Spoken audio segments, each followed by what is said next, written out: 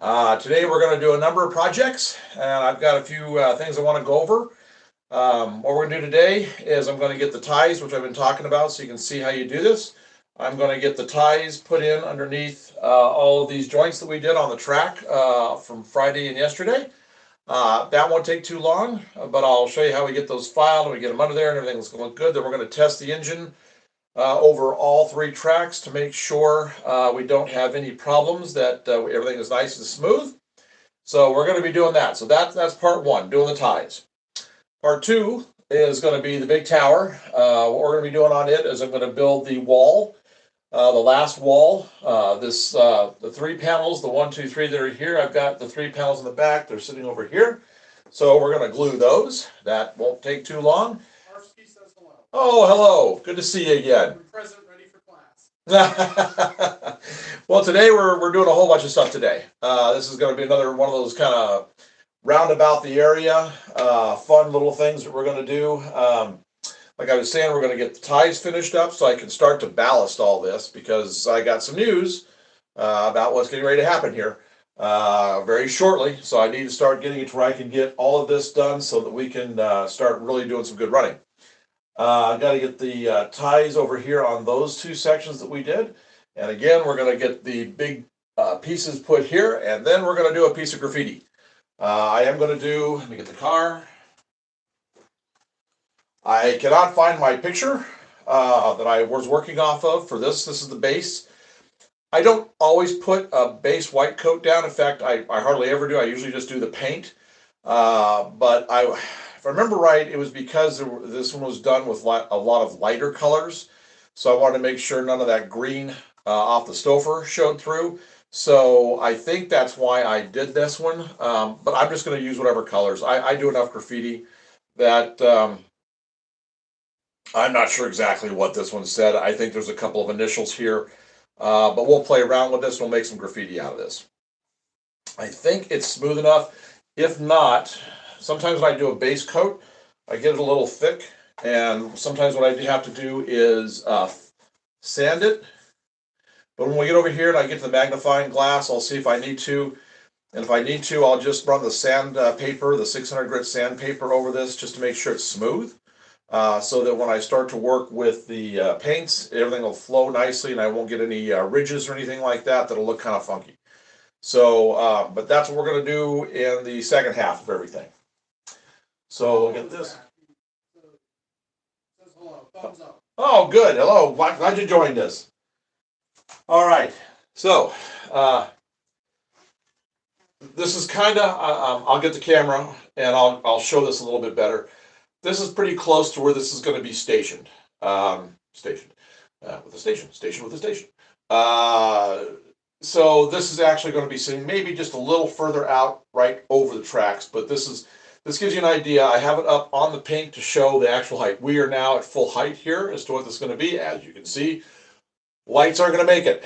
That's not going to be a really good thing. So these shelves are all going to have to come out of here. I already have, I don't know if you can see it in the picture or not, probably not, but up on the ceiling, I had some braces built when this was a grower when I was growing some plants for the garden in here, that I could put these lights up on. So I'm going to move all of these lights up to these brackets up here, and then all of these shelves are going to come out, because actually we have a tower that's coming that's taller than this one.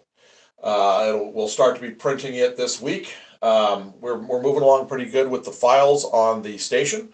So that's going to be sitting right here sitting above the tracks. So that will be, we'll start the build on that this week, and we'll show you some of the 3D printing on that along with the full build. And then we'll get to doing the second huge tower, which will probably be about 4 inches maybe taller than this one. And it's going to be, I'm thinking about placing it like right here. Is where I think I'm going to put it. So we'll have this big building here, skyscraper here, station here, tower here. I think that'll make a great looking corner right here with these three main lines coming underneath it. We're going to have great run videos. You guys will be here, be able to see. We'll set the camera up right here, be able to catch all this action underneath here. The big cities up there. I'm probably going to get a rheostat of some sort to where I can dim all these lights.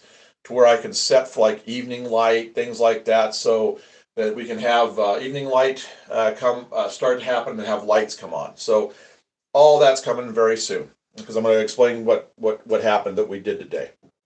So I will let's see. We're gonna do this. I'm probably going to set the camera up. I'm going to probably move these and I'm going to set the camera up about right here. So, and I'll shoot this way so you can see these 3 areas right here that we're going to be putting the ties in on. I'll get my files and everything on that. Now, the news that I have, I'm going to get the camera, but right before we do this, I'm going to show you what we picked up. Let me get this pulled back real quick so I have room for the camera. Actually, I'm just going to put this. Oh, here, I'll just do this so you can kind of see what some of the smaller towers, larger towers are going to look like. So there we go. That gives you an idea of varying window sizes, but all the doors are kind of the same and give you varying heights. So we're going to have that effect coming all the way down this. So that's that gives you an idea. All right. So now we're going to get the camera and we're going to get on this, but I'm going to show you something first. So on Friday and Saturday, we had a number of people that gave us gifts through the broadcast, totally unexpected. We weren't asking for anything. So anytime anybody does anything like that, it's going right back into the layout. That's what we're going to use it for. So I have a couple people here that I need to just thank, and I'll show you what we bought with it. So we have Timothy Starner, Nick Batuso, Henry Diaz, Ricky Monroe, Cat 2187, Kane, Andrew B, and Dumplings. Those are who over the 2 days made gifts. And again, we weren't soliciting, but thank you very much for that because I'm going to show you what we bought. So what we got was, some of the stuff is still downstairs, but if you look right here in the corner, so we have the rest of the wood. It was enough to buy what we needed to. We got some of the higher grade wood right here, and we have our 2 shelves. And I got all the joist hangers downstairs along with some more boxes of screws. And what that is Tuesday, I plan on putting the joist hangers right here, and we're going to do the bridge across. And I'll be able to start bringing the main line across right here so we can start doing the full-on runs. So that's what happened from those things over the weekend. So again, and we'll make a video about this, and we'll credit the people and for sponsoring it. And I'm just basically making that that's what they did is they sponsored and supported doing the build right here. So thank you again very much for all that, everybody. So here is, get a little better close up of the building. So we've got that, so you can see the different heights. And those of you that haven't seen this yet, this is all going to be massive skyscrapers like that all the way through here. And this is all 3D printed that we're doing.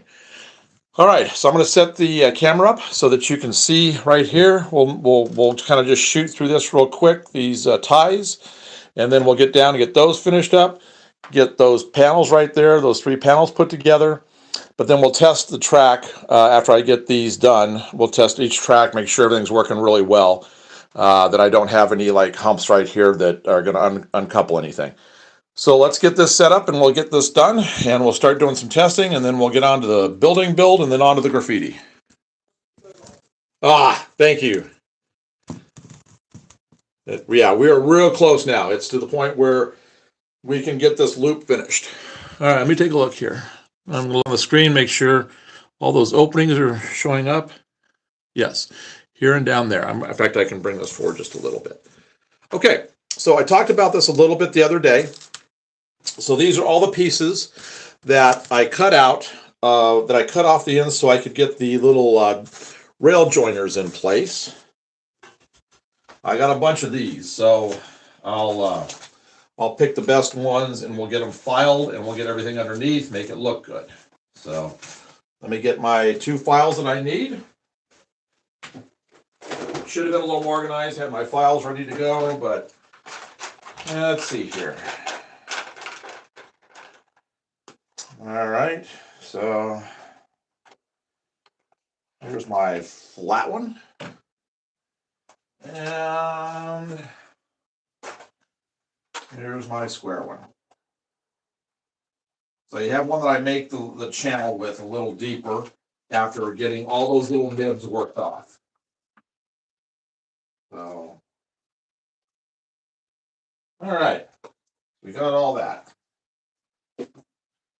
Okay, so first step is to get the nibs off. What were the supposedly the spikes on the plates? We got to get that. That's the first thing we got to get taken off. So the first thing actually we're going to do is we're going to see which sizes we need. So you just kind of put these here and see if that's going to work. Now, see, that looks pretty good. I think a 3 will work right here with giving me, I have slightly larger gap on either side, but I think if I did a 4, it would be way too much. Let me see. Yeah, so these are going to take 3s. I think we'll probably wind up doing 3s all the way across here. 3. That one's even going to take a 2. Okay. So I'm going to trim off this excess stuff on either side. You don't need all the rest of these little things sticking out right here that were underneath the track. We don't need any of that. So I'm going to need 2 3s and a 2. So I don't think I have another 3, so I'll have to take a 4, and I'll cut a 4 down to a 3.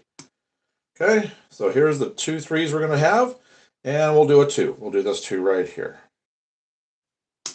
Okay, so I have everything trimmed. I've got all the excess trimmed off right there, so we don't need any of these. I might as well go ahead and do these while I'm at it. Let me see if a 4 will fit over here. That'll take a 4, so that's good. Get those cut off the ends again like we were doing. So there's that. So I'm just going to leave that right there so I'll know that's that one. I think this will be another 4. That's another 4. Okay. So there's another 4. We'll put that one right there. That'll be fine. And since I had to cut a 4 down for a 3 for here, I'll have to use 2 2s. We'll get that one. And we'll get, let's see, I'll do this one. It matches that one better. Okay. So these 2 will go over here on this last one. And then we'll have to figure out the ones down there, but there's not many down there. So I'm going to get these out of the way. I'm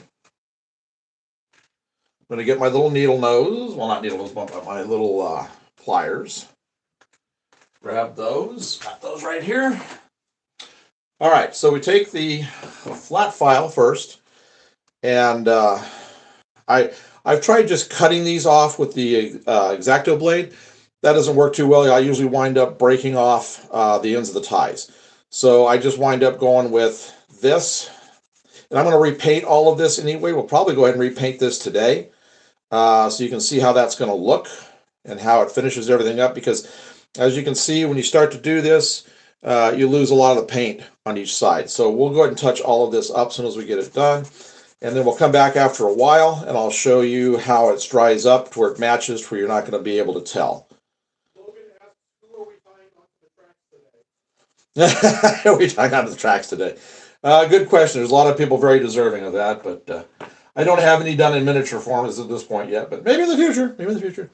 Okay, so now we take this little one. I can't find my regular one. This is one that broke off. My little file set that I use. I don't see it over here. They're cheap anyway. My file set came from Walmart. Pack of 6 files was $4. So I was really, this is the one I've had for like a year, and it finally broke on me. So these things last a good long time. I was really pushing hard on some of this PLA, and it just snapped. But that was after probably doing 200 or 300 projects. Okay, so now what we need to do, if you will notice right here, you can see the little plate underneath the track. So now it goes down farther than the track around it, these ties and everything. So we actually have to account for the depth of this. So we need to make a channel right here, and you'll see that that file is about the width of that plate underneath. So all we want to do is make a channel into the tie that will be the depth of that, so that when we push this under on both sides, that little plate will nestle down into these ties and won't create a rise right here. You won't get a bulge in the track by this thing pushing those plates up. So that's what we're going to do now.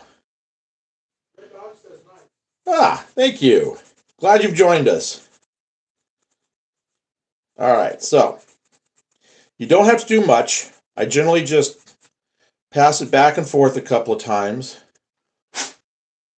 That gave me a pretty good channel right there. So I'll do this one and then we'll put it in place and you'll see what I'm talking about and then we'll finish the others up. Oh, good. I'm glad you're back.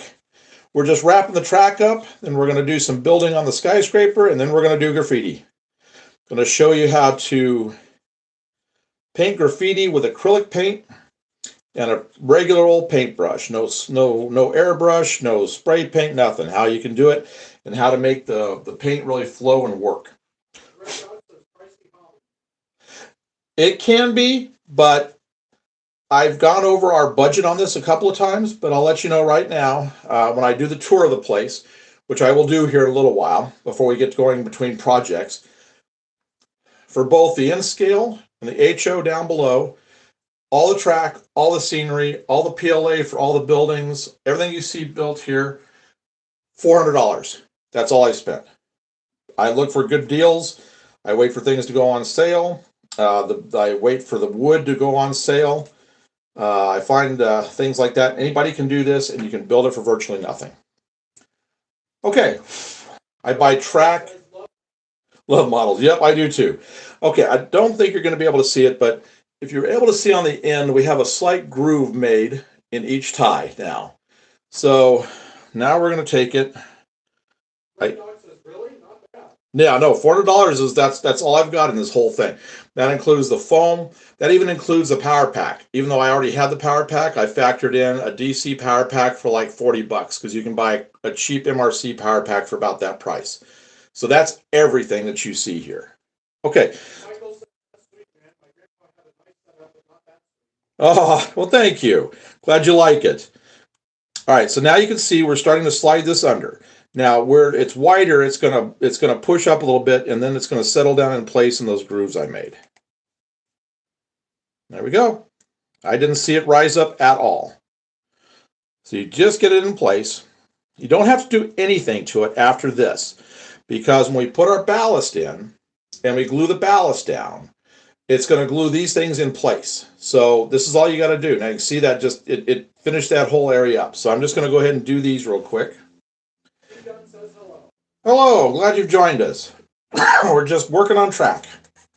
Right now, we got 3 projects, different projects of different types, going to be done today. And maybe while I'm doing this, I'll show you how you can make these nail heads disappear at the same time, since I'm going to be painting these. I'll just go ahead and touch the nail heads up with the paintbrush too while I'm sitting here doing this. Because there's just not that many to have to do. All right, so we're going to make that little channel again for the plates. The joint. Thank you. Thank you. It took us a while to figure out this setup. Somebody said that this was a great setup. We've just started to lay track just in the past about month. We've only been building this entire thing for about 4 months. And for 3 months, I could not figure out what I wanted to do for a track plan. I didn't know what I wanted to have. I didn't know where things were going to go. And the idea changed so many times, but I always knew kind of where things were going to be. So that's how I was able to go ahead and put foam in, bench work in, things like that. Then I finally just had to start making a decision and quit hemming and hawing about it as to where the track's going to go. And so, a couple things here. Okay. Mike asked, where are you located? Okay, somebody asked where we're located. We're in Wisconsin. And Connor just donated a hot cocoa for 600 joules. Oh, well, thank you for the donation. We will put it directly into the layout. Like I just said, all the donations that came in on Friday and Saturday, which were such a surprise because we weren't asking anybody for anything, but it was so wonderful people did. We used it to buy the rest of the bench work to finish the loop. So anything that comes in just goes straight into it, which means more videos for everybody to see, projects that we're going to do that you can see. So that's what we're doing with it. Okay, here is the next one. I've got my little grooves made.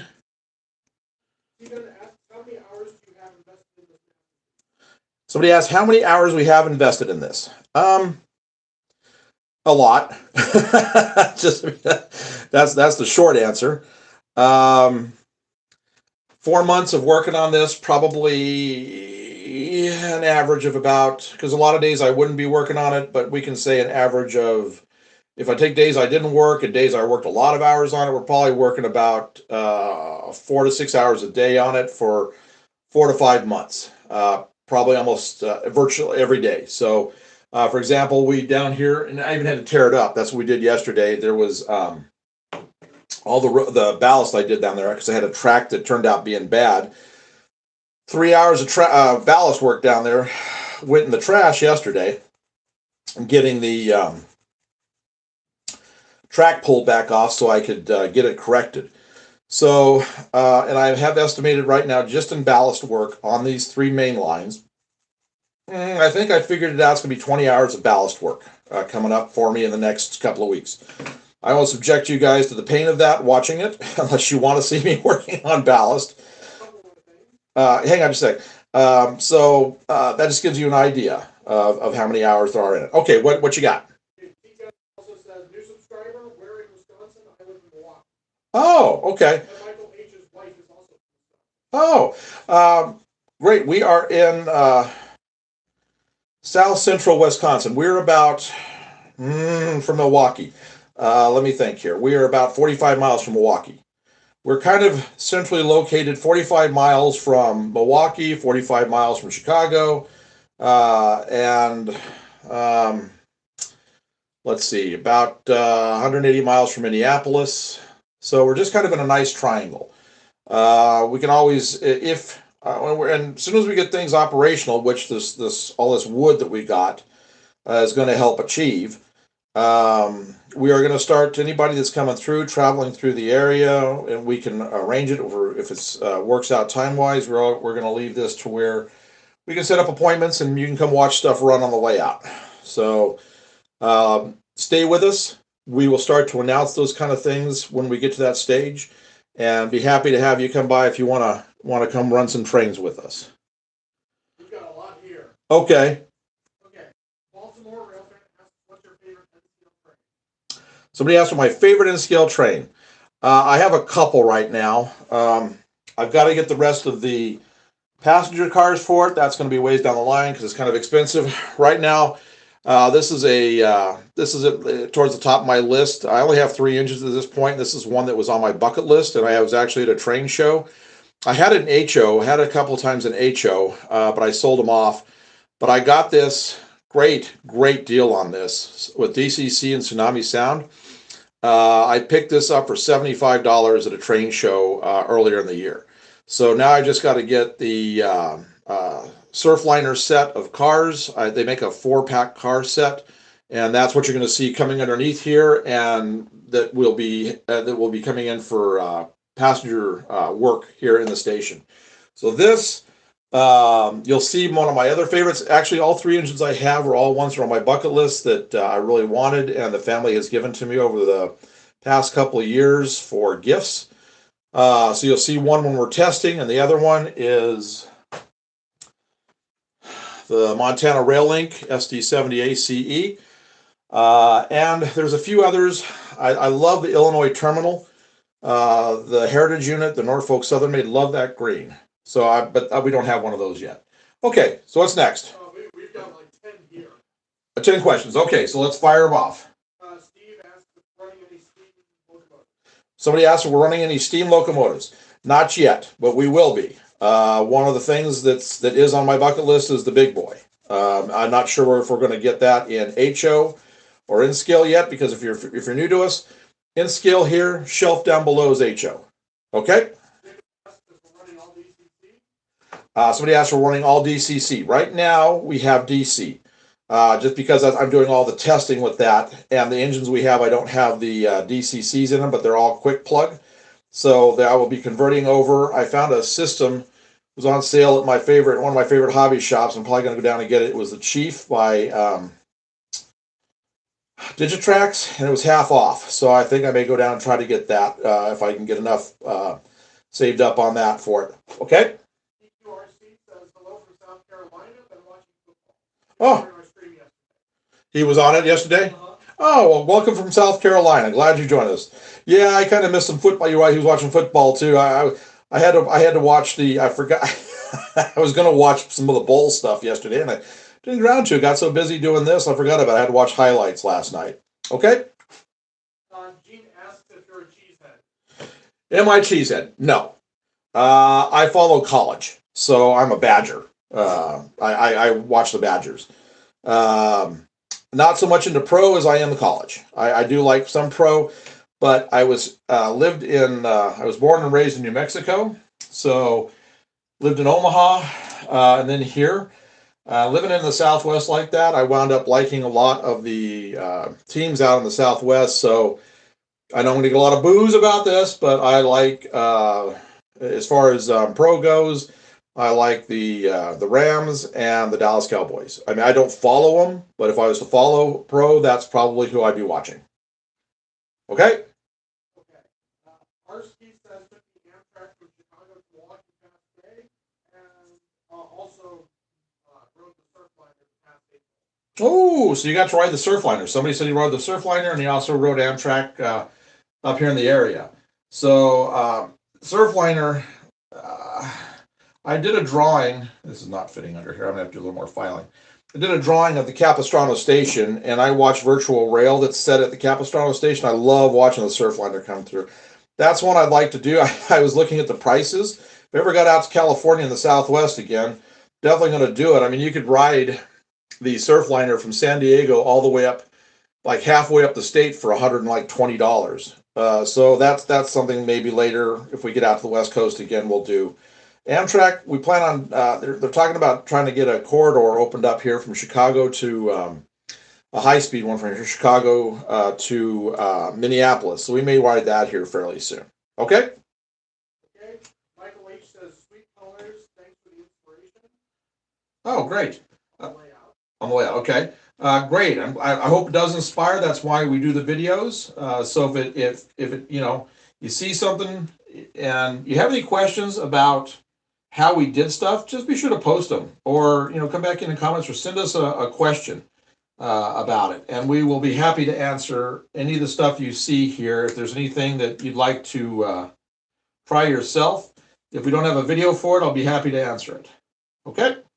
Billy says, don't see these much anymore. Love it. 25 years ago when I started doing heating and air, I would see people's garages and side rooms frame sets. They were pretty elaborate, but I want to say it's been a good decade. Yeah. We live in an area where we don't have that problem where you can't see the train sets here, like in some areas. So somebody said that they haven't seen sets in a while. Something really good set up. We're living in an area that, when we moved here, we found out that per capita, it's the largest model railroad group area in the country, in like a 50-mile radius of where we're at. So we see a lot of layouts. We see a lot of stuff at shows, and there's a lot of private layouts here. So we've actually got a really good community. Okay. Juan and Orcaside are wondering about the index. Oh, you're asking about the index finger. I figured somebody would at some point. That came from my drawing days. It's nothing. It's just a callus, and I'll explain that here in just a second. I'm having an issue with this one piece right here on this back track. This one plate is giving me problems right here, and I'm not sure what the deal is. There we go. That's a little better. Did I not cut that back? That's the problem. I just didn't cut that one back far enough. But I think that's going to be okay like that. I'll maybe mess. Well, I don't. Yeah. What am I going to do about that? Okay, index finger. I'm just going to show it to everybody in case you haven't seen it, so we can just get the elephant in the room out of the way. This is what somebody's been referring to. All right, let me explain this. I'm going to show you, if you haven't seen it, I'm going to show you what I used to do. And I'm going to explain what this is. Okay. This is one of my drawings. Okay. This was done with graphite pencil. I worked with either graphite or colored pencil. I do a thing with this to get these effects, to get these reflections, to get all of this that you see here is done with heavy burnishing. So I worked on illustration board, and so let me give you an example. So I would, like that? Okay. Okay. So I will put a single tone of pencil down. Once I do that, I would wrap my finger inside a rag and I would burnish it with heat.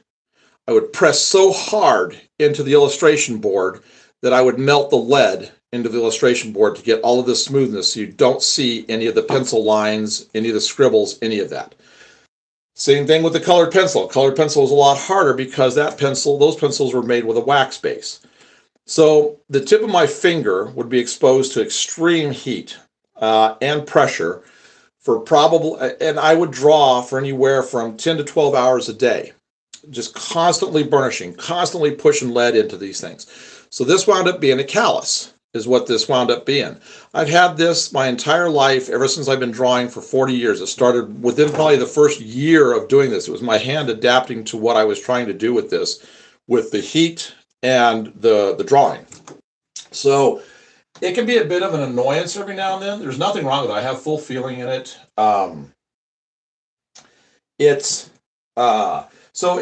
It came from work, is what it came from. Some people said, "Oh, I've had other people comment, said, "Oh, that's got to be something terrible." It's not. I've already had it looked at. There's nothing wrong with it. It's just a callus. So I could have a surgery if I wanted to get rid of it if it wound up becoming a problem, but that's like a $9,000 surgery for something I don't need to mess with. So that's what that is. So I figured we were going to get questions about it, so I might as well just go ahead and answer that now. Okay. Yeah. T. Gunn says both blow to the art and the patient's dedication to create this work of art. Oh, well, thank you. So they made some comment about the art and the all the rest of this, that the work on it. So thank you very much. That was a very nice comment. Thank you. And Juan, thanks you for the story on the picture. I'm sure people, yeah, somebody else said thank you for the story on the finger. I'm sure people have been wondering about it for the past few days, and so might as well just clear the air about it. There's nothing wrong with it. It's just came from me doing all that pencil work for 30 to 40 years. And I do have a video on it, actually, because back when I was doing just the regular videos, I had a number of people ask me what that was. So we actually do have a video on it back. Goes back a little ways, but I actually show it a little more closely and explain everything about the art too at that stage. So if you'd like to go back and see that, you're welcome to. I mean, I'm not trying to hide anything. So, okay, so what's next?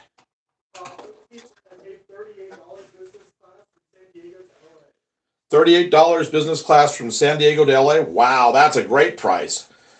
Yeah, the thing I was looking at on the Surfliner for that 100 and something. That was for getting I think it was like a private cabin, something like that. So yeah, I knew that you had good prices on that. So we definitely going to try to do that. I love the Surfliner. Okay. Okay, somebody asked what the approximate layout square footage is. This wall right here is a 6-foot wall. This wall over here is a 9-foot wall.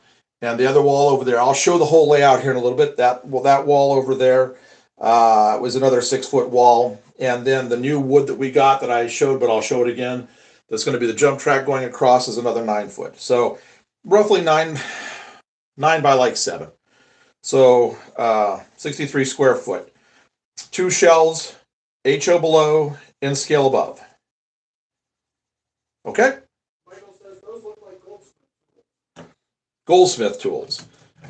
I guess that's a brand. I don't know. These are just plain old. These are just cheap files and everything from Walmart. I got this pack for $4 and like 25 cents, something like that. I got 6 files in it. Okay.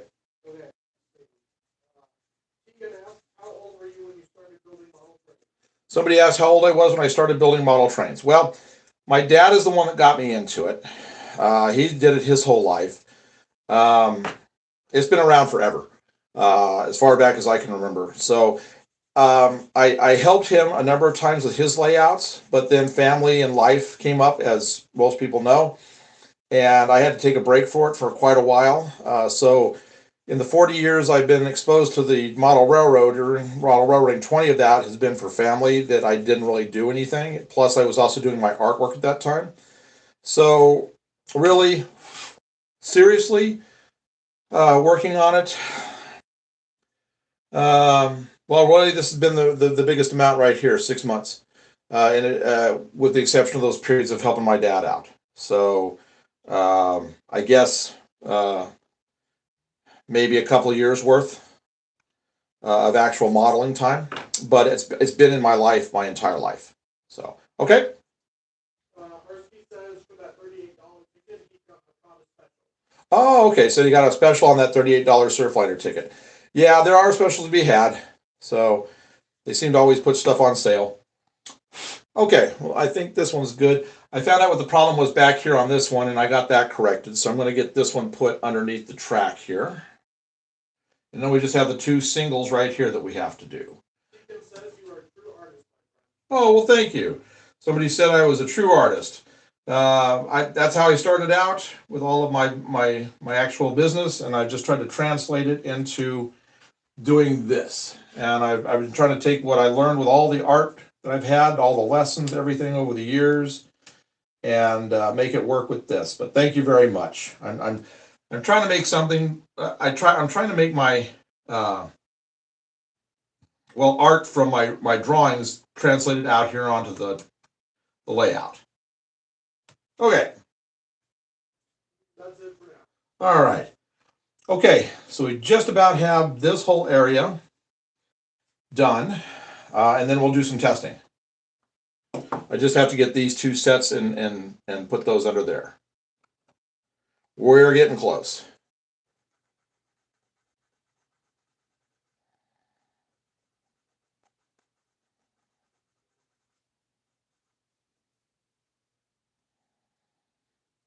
And this is looking really good. Once I get the ballast in, I'll get the paint here in just a little bit. As soon as I get this area done, and we'll get all of this stuff touched up so you won't see any of this black. It'll all just blend right in with the old track. Well, not old track, but the track that was there. Jacob says wraparound layouts are sweet, especially when you've got room for two people to control operations simultaneously. Right, so he said wraparound tracks are great, especially if you have you're able to handle multi-operators. They are. I also like point-to-point.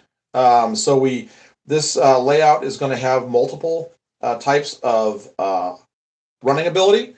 We're going to have the loop, and we are going to have point-to-point as well, coming from like here up into stopping in areas up here where we're going to have sidings for the businesses and stuff. So we will be able to accommodate both of those.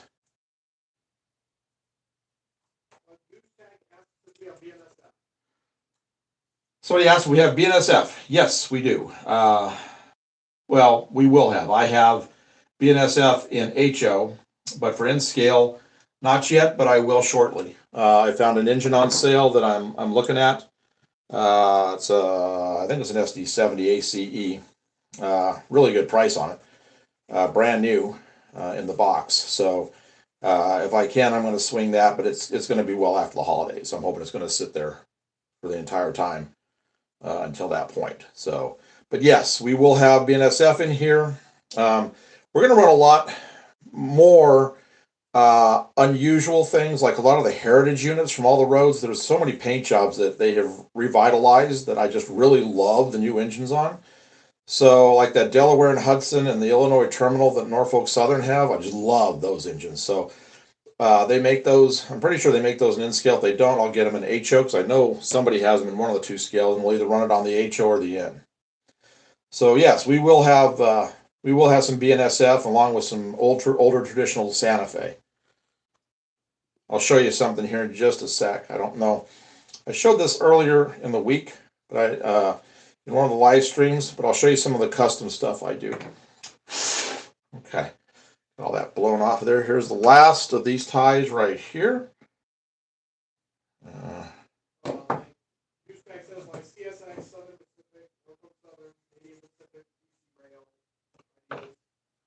Yeah, we will be running most of the modern engines from the big roads on here.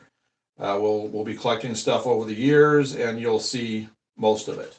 What is that? Oh, you would be like that, wouldn't you? Oh, that's just great. Newspack says W.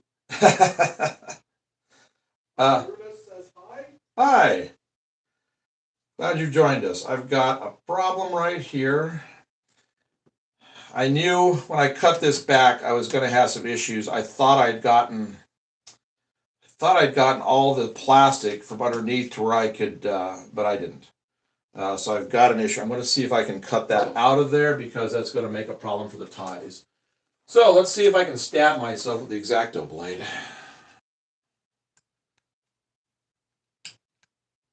Jared says, how do you do? Hello. Glad you joined us. Hey, I was able to bust that off, but it looks like I took the tie out with it too. Yay, isn't that fun? Great. Come on. Come on. There we go. Tuesday asks, when will you probably be finished with the train track and everything? Now, if you're meaning the total amount of train track for all the layout, that's going to be probably about 2-3 months. As far as today's build goes, we will be working on this for probably about another 20 minutes, at which point we'll be done with this. We'll test it, make sure everything's good, and then we will go to working on the skyscraper. I want to get that wall built, and then after that, we will be working on the graffiti that I want to get done today. Okay, I think I got this done. I don't know how this is going to be. I'll have to check that for that. See if that's going to raise that up. But I think I may have got that cut out of there. Okay, I'm going to try pushing this back in here. Oh, there we go. Okay, there. That worked. Just had to do a little bit of cutting. I didn't stab myself. That's great. All right. So let's test. Oh, Southern Pacific, yeah. I've had some really great engines over the years from them, and living down in New Mexico, I got to see them quite a bit. All right, so you're not going to see me for just a few minutes. I'm going to hook up the tracks to the leads over here, and we're going to test the engine over all 3 of those lines on those curves that we put in yesterday or Friday. I don't remember which day we put it in, but all right. So. Tuesday also says, I saw one 2 weeks ago, pretty rare. Yeah, it is hard to find the Southern Pacifics. I catch them every now and then watching virtual rail. All right, here we go. Let's see what we got here. What do we have here? Did I not plug this back in? What is the issue? No, that's all right. That's all right.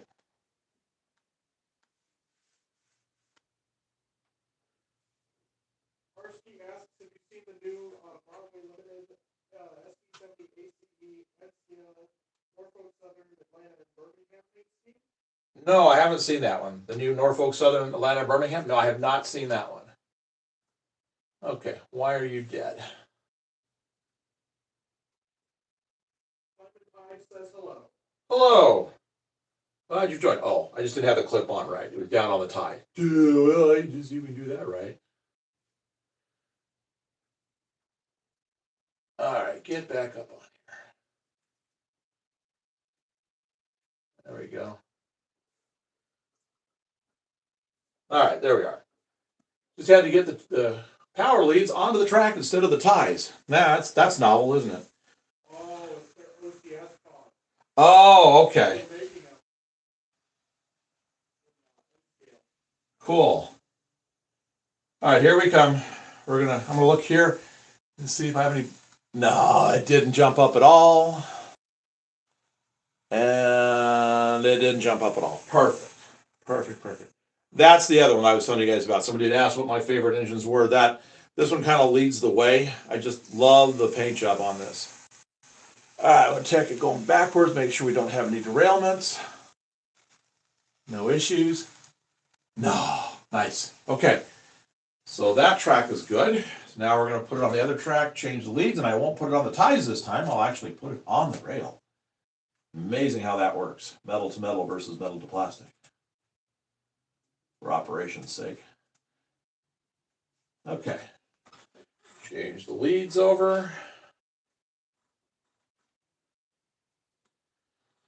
All right, let's see what we got here.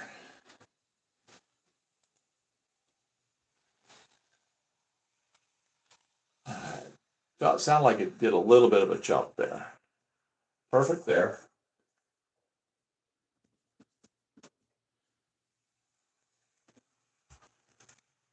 Nice and smooth. Check and see what it does here. Why are you having an issue? Oh, it really didn't. Try a little bit faster.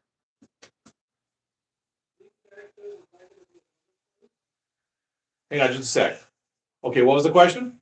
Is that going to be a public place? Oh, to come view this? We will have it like by appointment this is just in our home. So I will probably have it by appointment once we get things to where they're operational, to where if people want to come and we can hand them a cab control for DCC and they can run some stuff. So that'll probably be within the next 6 months. Oh yeah, that's fine. Okay, so there is, middle track is good. So far, so good. So let's hope this one that has a tight radius does okay too. All right. Oh, change the tracks with the leads. No, we don't need power. We'll run on its own.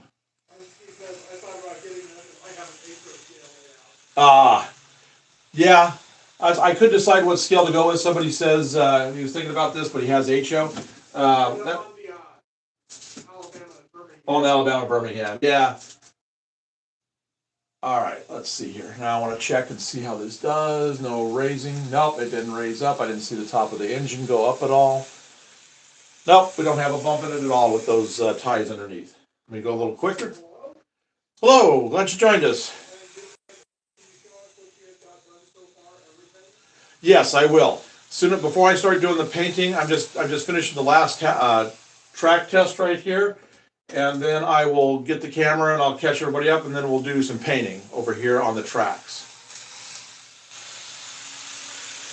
Okay, that's handling the height. That's handling good speed. It handled slow speed. All right.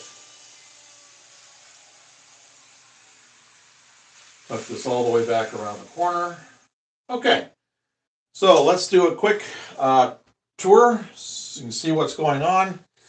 And then when we come back, I'm going to set the camera back right here so that I do the quick tour. And I'm going to paint all this stuff, and we'll make all these nail heads disappear and get these ties blended in so you won't be able to tell where we've got our rail joints. All right, so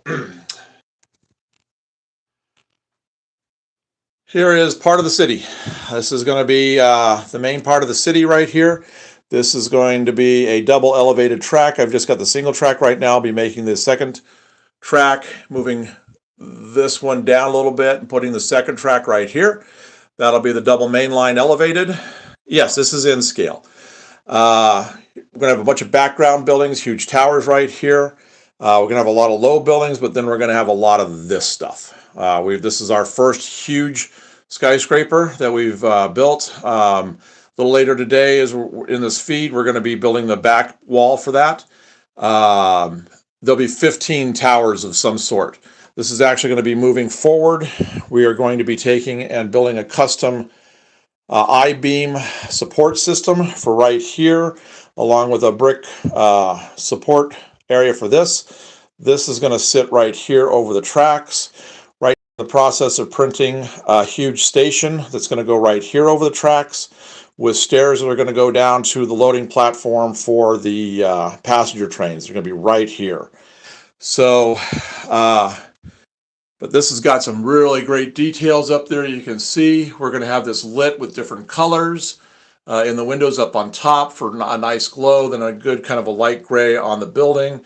We'll have window shades and everything, and we'll have a lot of, I'll put like little, some of these will have little rooms that will have actual interiors so that we can, like, if we want to do some good videos, we can look in and see what there was going on. So then this comes down. So all this will be city, big towers, big city, all the way through here. Elevated track. I'm going to change the route of it back here. It's going to come more behind. Going to have an elevated station right here, and then we're going to come down and the buildings will start to get smaller as we get out over here. We'll still have a few skyscrapers, then it'll get smaller, smaller, smaller. We'll go into like smaller apartment buildings, then we'll get into townhouses, then we'll do a suburb. And then over here is going to be getting out, there'll be a mountain over here. So this is reason that explains why we have this rock right here. These are like the steps going up into the mountains. The elevated track will come over here and turn into a mountain line. That'll be a mountain line, ha ha ha. That'll be coming over here, and then it'll be on a downgrade over here to get to the pink level, which then comes over. This was, we thanked everybody at the beginning. We'll have it at, when we do this build. Some people made some donations on Friday and Saturday that allowed us to go buy the rest of the wood. That's going to be coming across right here, and that will be the three main lines will be coming over here along with our inclines for the tracks to get up to these upper areas. Back corner is going to be a change out area for a bunch of different industries where we can just drop shelves in with the industries. So we've got a lot of the weathering or the landscaping done right here. This bridge, I've got a few more supports right here and here. We're going to be finishing this bridge up this week. I'm going to paint this, and then we're going to do a live stream of putting it all together and getting it set in place. And so this is the end scale, and then this will all be industry back here that leads back to that industry. So then down below is the HO, which is right here. Oh, and we'll be putting masonite over these windows with background, so you won't see any of this after we get done with that, and the same down below. So then the HO level is here. We'll have probably about 5 industries along back here with switching. Double main line right here, some kind of an industry right here. These are buildings from Menards that we've been showcasing on the page, showing how, reviewing them, whether they were good or not. And you can see this right here, this jump track right here. This is what we're doing up above, and this will eventually have 2 main lines right here going back, and then it just disappears back here. So this is 6 foot, 9 foot, 6 foot.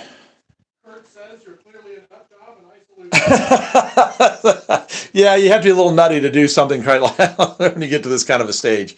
So that's where we're at on all of this. So when we get done towards the end of the day, now a little later, we're going to be putting this together today. This is the back 3 panels for the skyscraper. We're going to glue those together, set that aside. Where'd it go? Oh, here we go. This is the beginning of the graffiti on this, but I'm going to paint all this graffiti today. We'll show you how to do that with just simple acrylics. That right there so far is nothing but hand-painted acrylic. We're probably going to do something kind of similar to that. That was a hand-painted acrylic right there that I did. I'm not sure what colors I'm going to use right here. I can't find the photo I worked off of, but that will be part 3 of what we're doing today during the live. So there we are. If you're wondering about, if you're new to us, we have videos up showing how I did all the rock painting and carving the rock. That's just carved out of that foam sheet right there. So we've got a whole set of videos up about that. So if you want to see that, those are up there. And we have this wall right here that we built. I talked about this before. I had a heck of a time getting this done. I had a lot of issues with paint. I had graffiti all along here, and then it just all bubbled and went south on me. So I will be putting graffiti on this in lower areas right here to make this definitely more urbanized, so it'll look really good when we get done with it, the hand painted stuff. So we did all of this right here. Yes, this is the end scale that we talked about. So this is what we're doing today. This is going to come pretty fast. Next building here should be within 7 to 10 days, station within a week, and then we'll just start lining up towers as we build them. All right, so let me get this finished up here, and then we'll get over to building on the over there on the big tower back wall. So,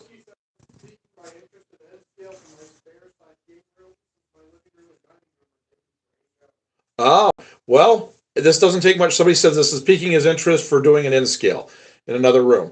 As I've shown here, you don't need much room to have something really big. I mean, a 6 foot by 9 foot space, and we're going to have a metropolis here, fully done.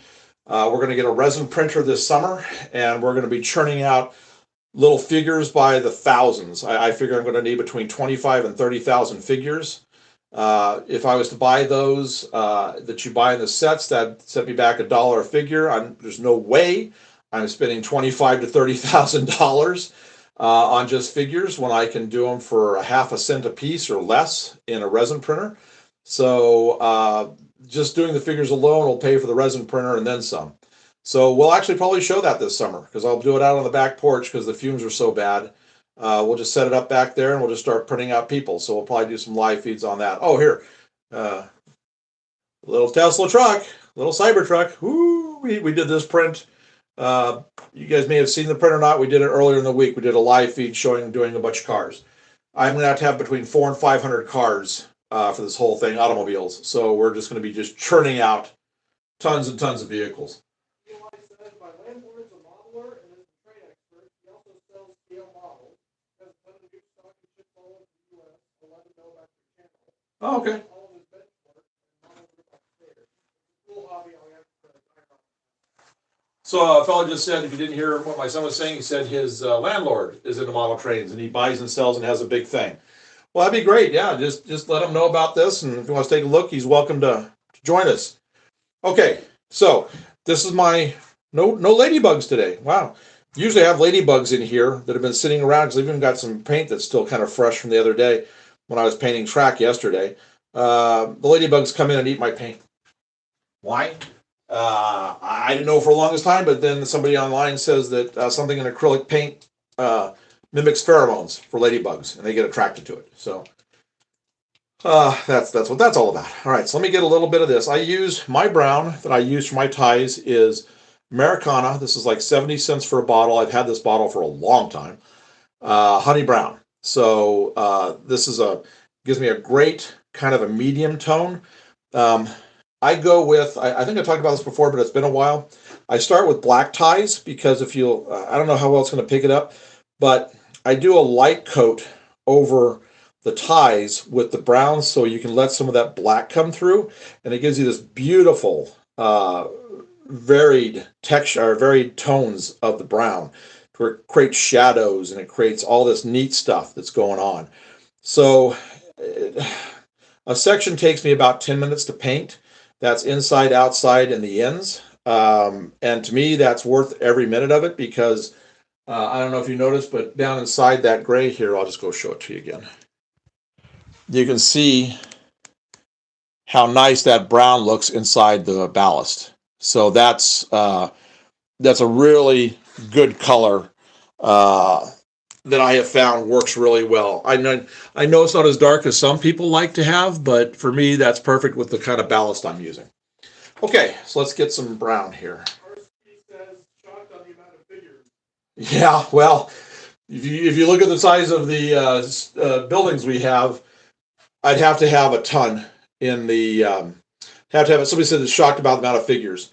You got to think about, what you see in a big city with buildings this tall. You look downtown and people just throngs of people everywhere. So I want to simulate that. So that's why it's going to be 25,000-30,000 figures. So we'll be able to do it for just nothing with the printer. All right, I'm going to show you the brush I use. Ryan says this is rad. Oh, thank you. Somebody likes this. Okay, let's see. I'm going to find the brush I use. Or did I leave it up here? Oh, I left it up. Because I was using it to do the paint. There we go. Okay, so for the ties, I use a little tiny square brush like this to do all the tie work and to do the nail heads. So let me... So you like to have a bunch of cows. Well, we've got an STL file to print cows, so got STL files to print just about everything. All right, so I'm gonna get a little bit of water and I'm gonna thin the paint out. Oh, well, thank you. Somebody really likes how it looks. Okay, so I'm getting this nice and thin. A lot of the paint I use, especially when you watch today when I do the graffiti, I use with almost an inconsistency with the acrylic paint. I really get it where it flows beautifully, like ink does. Okay, just put that out of the way. So, all right, so we're just gonna go in here. And I'm gonna go grab my paper towel. Ryan says, I got some HO trains in a box somewhere, but I don't want to pull them out and find I agree. So he says he's got trains in a box somewhere, but he doesn't want to take them out till he can actually do something with it. Keep them safe until you're ready to do it. It's the best thing for it, because otherwise, things start to disappear or get damaged. So until you're ready, see, everything I have right now is, other than a couple of cars right here and a couple of engines for testing, I have stored. And I'll keep them stored until I get it to where I'm running things on a regular basis. All right. Hello. Thanks for joining. All right, so we're just going to come in here, and I'm just going to, now I put that on like that, then I take most of the paint off, and then I just come in and dab to where you can start to see that black come back through. And we're going to want to, this is fine when I'm not working on my road bed. I'm going to have to get a little finer brush than this, because otherwise I'm going to get it all over my gray road bed down below, and I don't want to do that. So let me grab a little bit better of a brush. Got a little bit finer of a point. This will do right here. I'll get this guy. Yeah, that'll work. All right. So I got a little finer of a point on the brush right here. So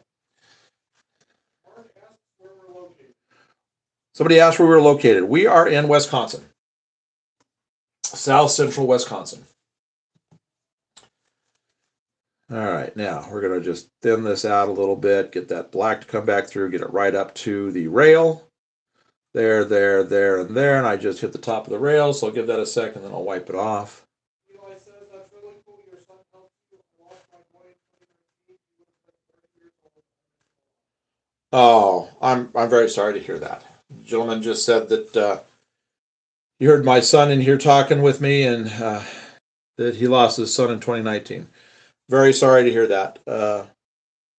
That's always been my biggest fear, is outliving my boy. Me outliving him. Yeah. So you've experienced that, and I'm very, very sorry to hear that. All right, here we go. So we're just about got this area, and then I'll show you the railheads. Railheads hide real quick.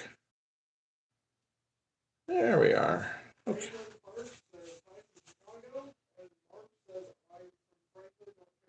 Oh, Franklin, North Carolina, and Chicago. Welcome. Glad you guys are here. We go down to Chicago a lot. Well, used to anyway. There's a train show, great train show down there that's in DuPage County Fairgrounds. When I was selling my artwork, we would be there every month. We'd drive over from Omaha, when we were living over there, and come to it. But that group that did that also did the Great American Train Shows, and we used to do those as well. So, all right. So that's got that. So while I'm here, I'm just going to go ahead and catch these nail heads. So it takes a little bit thicker than just the thinner, the liquid type. So we're just going to start hiding the rail heads here, to where once the ballast goes in and this dries, it's not wet anymore, you won't even see these nail heads. Somebody asked what my favorite rail train is. That's a good question, actually. I guess I would have to say, for diesel, I would have to say probably, it's toss up.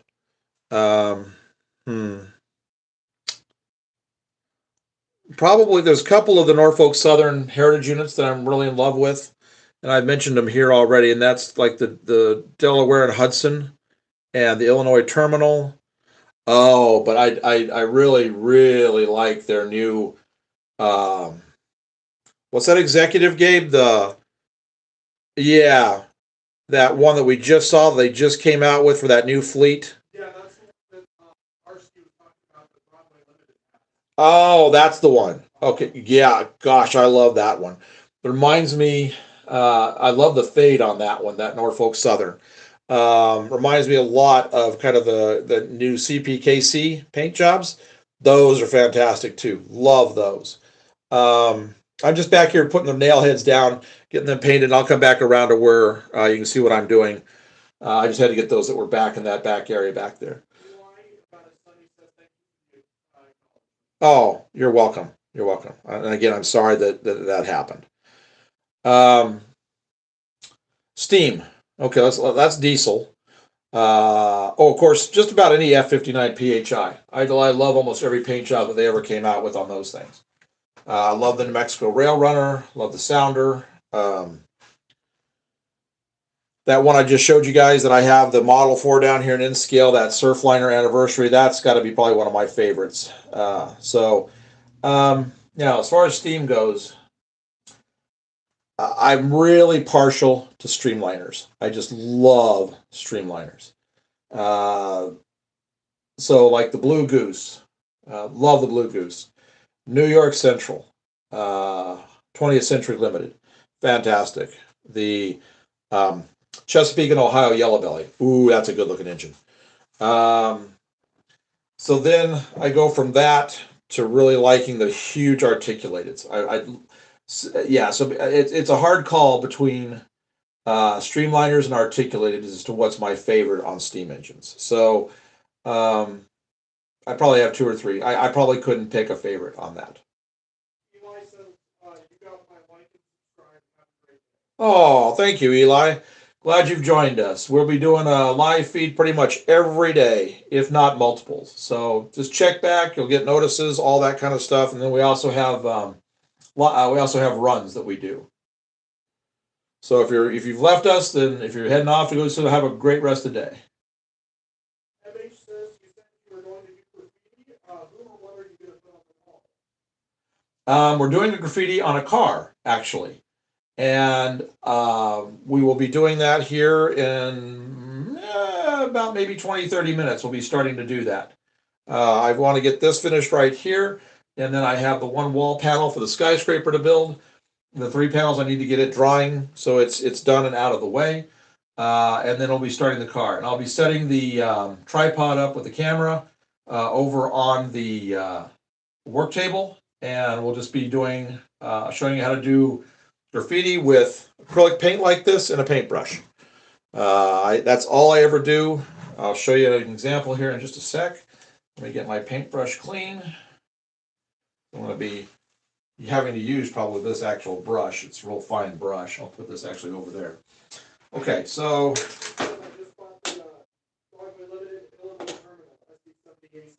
Oh, lucky guy who just got the Illinois terminal. Oh, I love that green. Man, that is a gorgeous green. Okay. Ryan says, me too on streamliners. My favorite is the Chesapeake Ohio 490. Yep, that's the Yellow Belly. We're going to be doing something like this today. This is a hand-painted graffiti I did all the weathering. I don't know how well that's going to come out on the camera, but we're going to be doing a graffiti like this. It's going to take a little while, but we'll be doing that over on the table here in just a little bit. I'm going to set the camera back up over here. We're going to glue those 3 panels, and then we're going to get to doing this. Well, good. I hope you do come back, and we'll more than likely be here because this graffiti is probably going to take about an hour to do the basics on it. All right. So now I'm going to clear.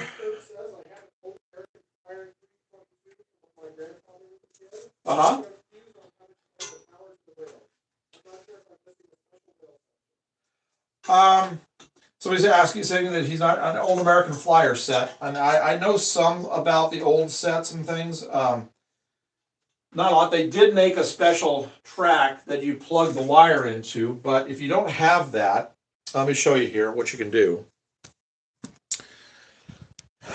Let's see, right here, that's my power lead right there. I just soldered wire on each side, and I ran it down, and then I have the leads down here, and I just connect the power up to it. So you could probably do something like that.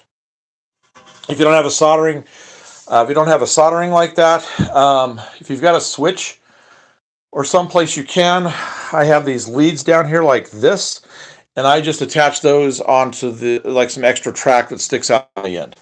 All you got to do is just get some power to those to the rail itself. All right. I think what I'm going to do, now is this. These 3 panels real quick. I just want these glued and out of the way. You're welcome. Always try to help when I can.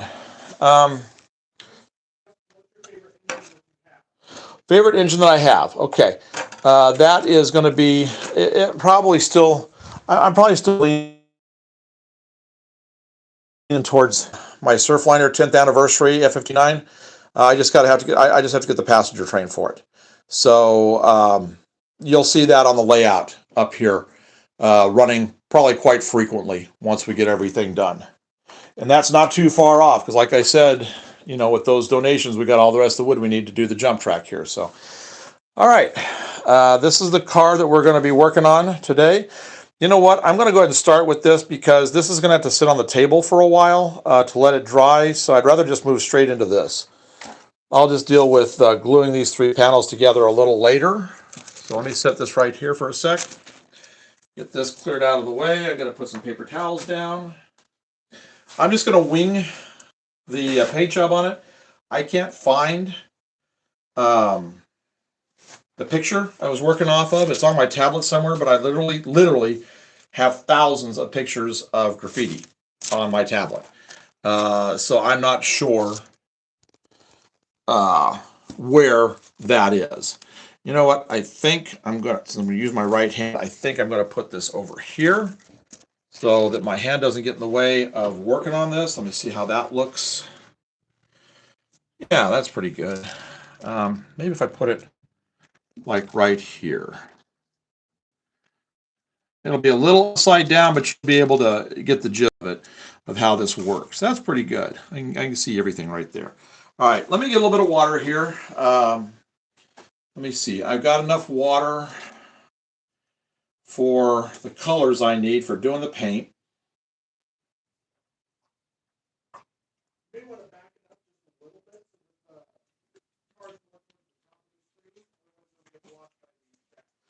Okay, hang on a sec. And I can move this down a little bit too. How is that? That good? Okay. All right. So I'll show you some past examples here on my paint plate. Let me grab some color. Let's see. I think I'm going to go, I love working with purples, so I may go with that. Purple and yellow always seems to be a great contrast together, so I think we'll do purple and yellow, and then we'll have to have the black, which is right here, and the white. We'll need the white too. So here. All right, so those will probably be the 4 colors I'm going to work with. What I'm probably going to do is I'm going to blend the yellow into the purple right here. Yeah, because the other one I did I did 2 purples, so we'll do a yellow and a purple together. All right.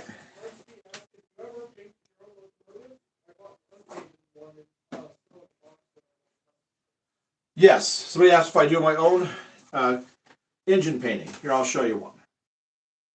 This was done with just plain old rattle can spray paint and micro scale decals. This was an undecorated, hang on a second, I'll look at the screen here. This was an undecorated Athearn C44-9. It was just a black shell that I painted the silver and I put a B nose on it. I'm going to make a B unit out of this. I cut the cab off and I added that on there and I did all the painting and the decals for it. So I've done a number of things like this. I've actually won some awards with some of the stuff at NMRA conventions. So yes, I do my own custom painting. And I do, let's see here, where did I go? I had a car right here. You can see I had a patch car running around here someplace that oh, there it is. Give you an idea of some of the custom stuff I do. Okay, so this is a patch car. This was a Santa Fe 5-bay rapid discharge hopper.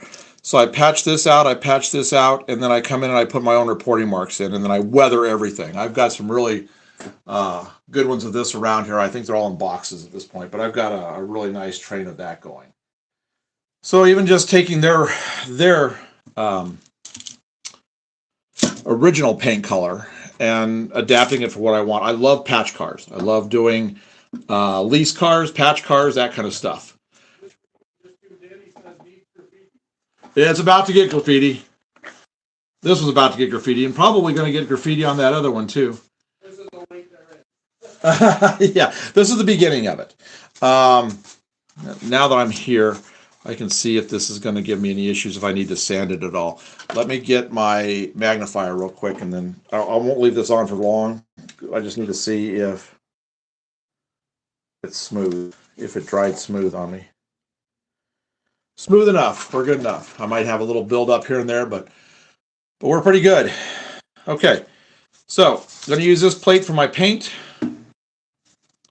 I've got I probably should be using clean water instead of having gray water. I have a really, really fine paintbrush. Oh, well, never too late to start seeing if it works and you like it. Somebody says they inherited an old train set. All right, so I have these two paintbrushes that I used for doing my fine. This looks like it's really thick, but when the water gets to it, this comes down to a very fine point. Yes, this is HO. Somebody asked if this is HO. But I have done this in every gauge. I just finished doing some Lionel stuff for a guy, and that came out really good. Yeah, I've got a cup here. Would you just grab me some water? I need some clean water for the colors that we're about to do. I don't want to start off with a gray base on the water. That would not be, I mean, it would be okay, but I just like having stuff start. Yeah, this cup here. That cup there, yeah, thanks. All right, so I have a paper towel here that I use that I dab everything off. This is when I was painting the track a little bit ago, or yesterday morning, rather. And I've got some other paper towels set up and ready to go there. So I keep this right next to me, next to where I'm working, because I do a lot of dabbing on that. Thank you very much. Yeah. All right. So we'll get that gray water out of the way. Get some clean water in the picture. I'm going to put my plate right here. Move my tools out of the way. Put them back here. All right. So we're pretty well set up now. So we are going to get started with this. So I'm going to get this purple shaken up quite a bit. I'll see how well this purple covers. It depends. I've had purple do really well, and then I've had it do terribly. So, oh, well, thank you for the gift. Thank you. Not much flusters me. Says I'm a chill guy. So not much really flusters me. I get that from my dad. He was a really mellow guy. So, oh yeah, here's my, you can see this was from one of the last graffitis I did.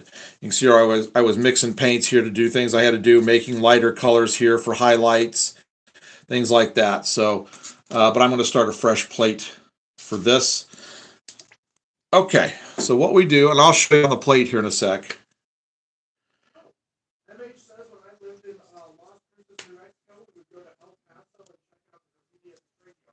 Ah, guy said when he lived in Las Cruces, he would go to El Paso and check out the graffiti.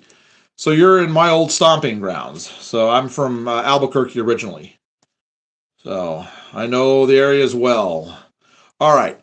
So I'm going to just change this just a little bit so you can see what I'm, let me do it like that so you can see what I'm doing when I'm working on the plate.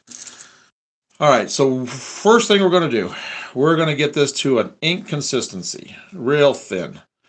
And it's going to take 2 or 3 coats to build up the color because it's just going to be so thin. But you want it thin. Really, really thin, because that will keep you from getting brush strokes in this area. So we are going to get this really, here we go. We're getting there. Down here, it's really getting to what I want, but I just want to make sure I have plenty to work with. This is a very big area.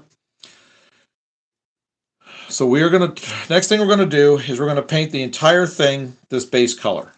This is what I want as the predominant color. that I have on this graffiti. So we're going to put this down, and then we're going to fade everything into it after we get done with this.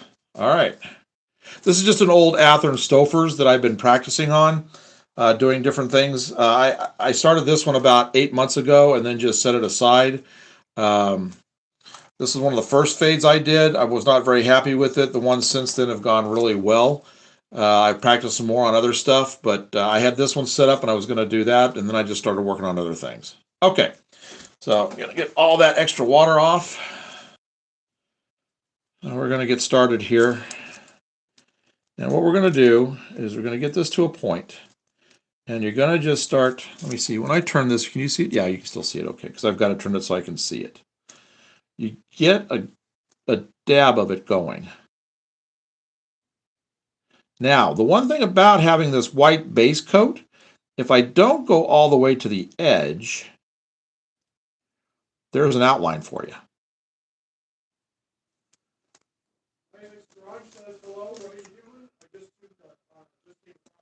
Somebody just said, hi, what are you doing? What are we working on? We are working on doing graffiti, hand painting graffiti on an HO car is what we're doing today.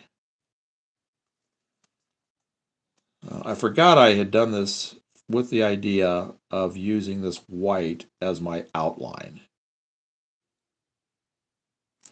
Now you can see it flows really well. You want that. This will, what will happen here is you'll get no brush strokes as this dries.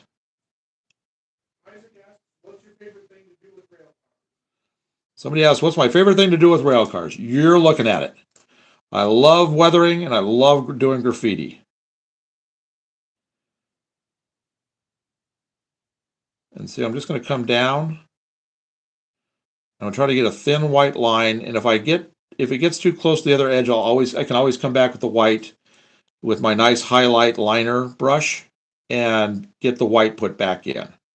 So all I'm doing right now is I'm trying to get a base coat on of my color.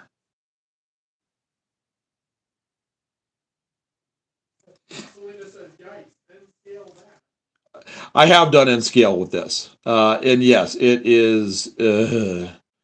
I have to. That's when I have to use my magnifying glass, so I can see what I'm doing. And I actually have some really special brushes that very fine brushes. Now I don't mind like some of the color building up in areas more than others because it'll look like places that have weathered over age. You see it's starting to get some nice fade areas here. Now, the one thing you got to watch out for is like these little ridges. So when I hit those, is I dab the paint off my brush, and I come back in and I just pull that off on the brush tip. That's all you got to do. So now we're going to come and hit this that's on the ridge.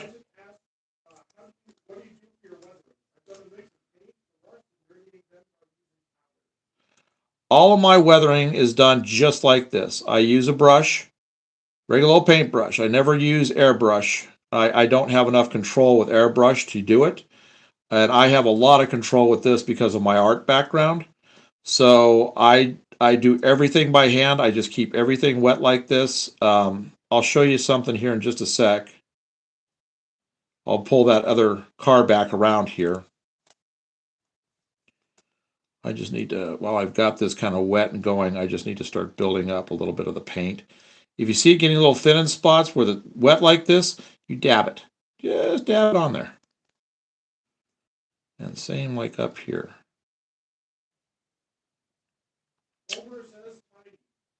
It is tiny, but this is nothing like N scale. I worked on it could be like all over the place. Like I was doing that O scale stuff, and man, that took a lot of paint and a lot of time, a lot more time than just working on this. I'm going to tip it that way so I kind of get that flow to go back that way. So now we're going to just come in here. Is there enough light? Can you tell, Gabe? Yeah. Okay. Yes, this is HO scale. We were just working on the N scale on the layout on the upper level, and I have an HO lower level. So we are now working on doing a little bit of graffiti on one of my older cars that I've had prepped for a long time. So people have been asking for a while if I could show how I do the graffiti. So I thought I would take this afternoon, since it's cold outside, and just do a little bit of this today. Always a good thing on a cold day and you can't do anything else.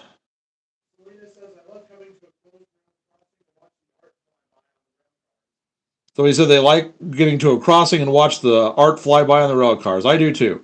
I usually have my something with me that I can get good shots with, and that's what I use for my reference photos. I'm going to turn this just a little bit. It's going to be a little bit upside.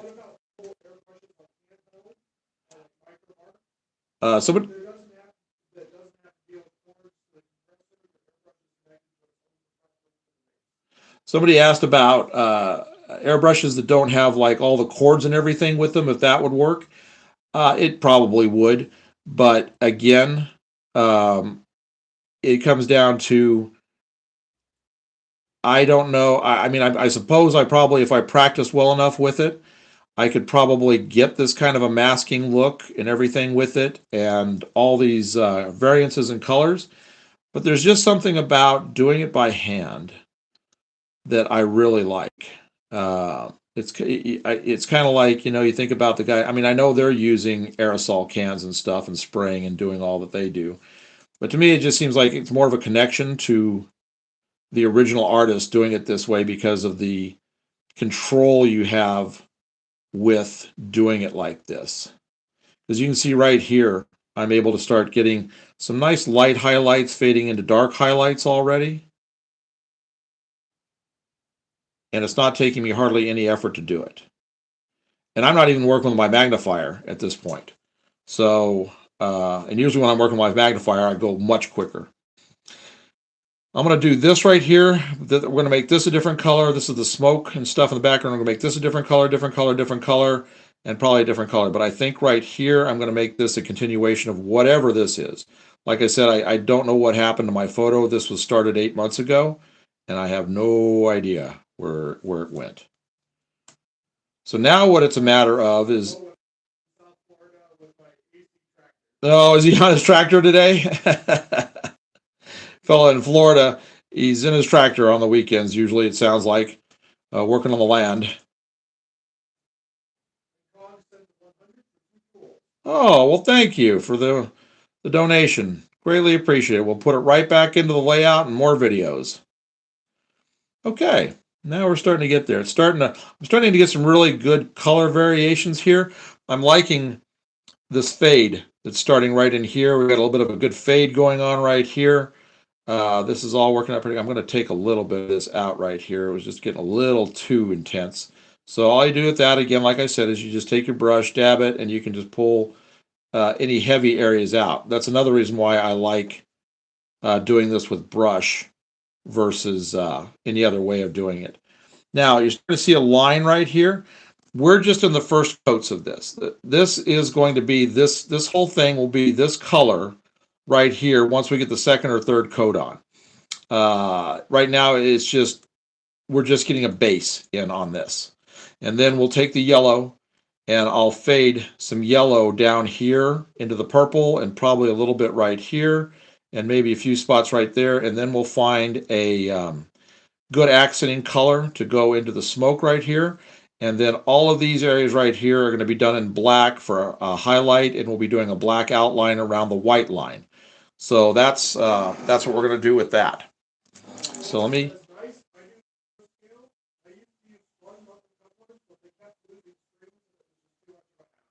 Which type of couplers? Oh, okay.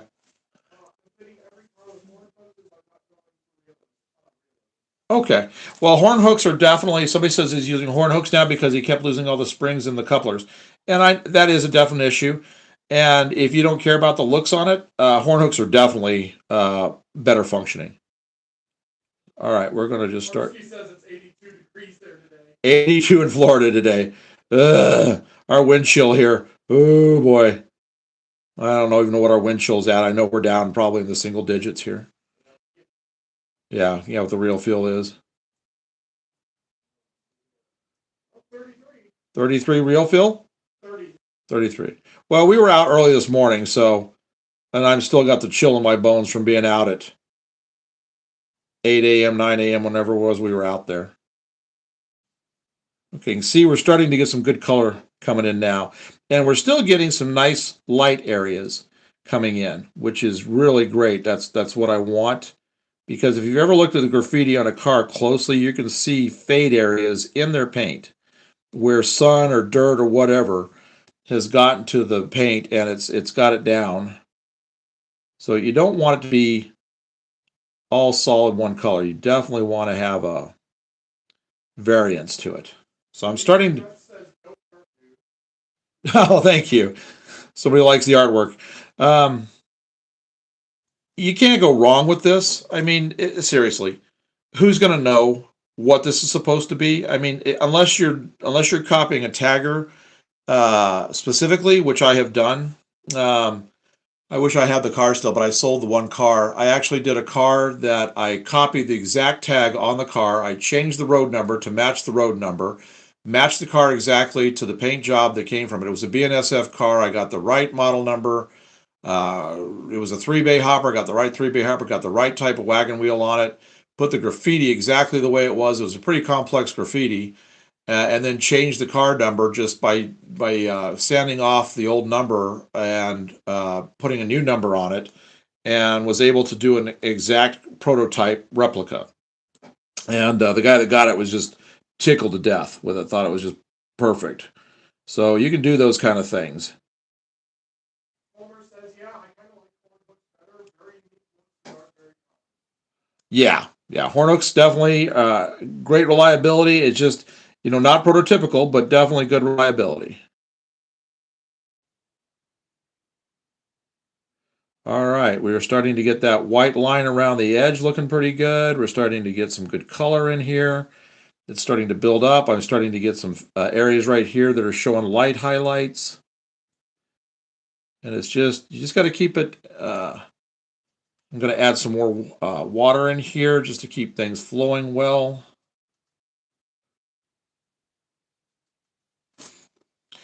I may not do the whole thing today, but I'm going to show you. I'll get the black, showing how you do the black highlight, and in some areas to give the shadows and things. So we'll definitely get into that. But here, look, I've only been at this, maybe 15, 20 minutes, and we've already got good base color starting. And whether I had the white down or not prior to, it doesn't matter. It's about the same amount of time. If I was just working straight on a car, I just knew I was going to be working with kind of a thinner paint, and I didn't want that green of the Stouffer green coming through.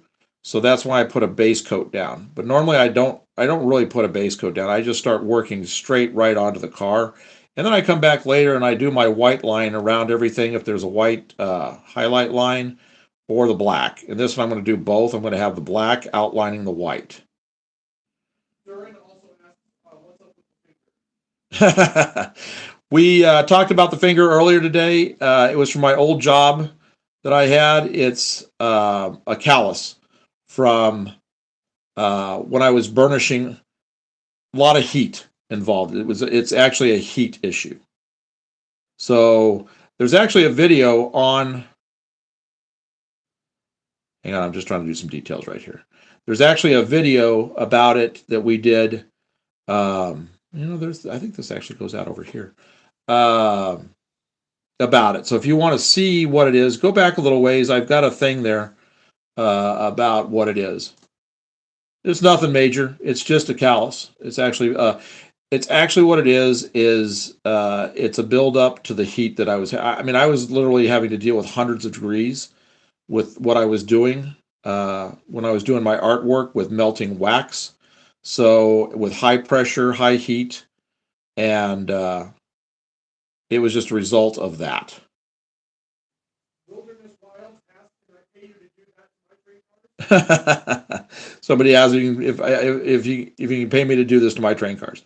I do commissions. So if you're looking for stuff, just contact us off of here. We've got our website, or not website. Yeah, there's an email. So you can contact us with that. I've actually do a lot of this for a lot of people. So yeah, we can figure something out. All right, so I'm going to start to build up a little more dark, not so opaque, right through here. I want to have some real variance of color now. So you can see how this is kind of fading right here. So I'm going to get all the paint off my brush with just a little bit of extra water. So what I'm going to do is take the water and I'm just going to shake it out to where I still have some water on here, but not fully. And I'm just going to dab right through here. I'm going to grab the real thin ink paint. And we're going to just... Oh, well, thank you. And I actually did do Warhammer figures. I used to do full armies and sell them. I did a really good Skaven army with that bell. I love doing that bell. That was really fun.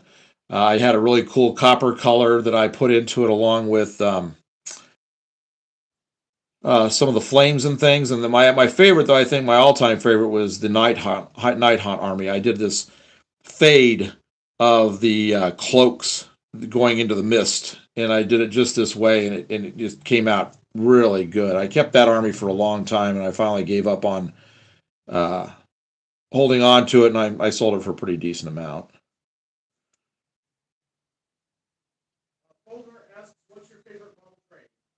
Somebody asked what my favorite model train is. Right now, the favorite one is that I have of mine is the one I showed a little earlier today. It's the Surfliner 10th anniversary F-59 PHI. I just have to get the passenger train for it.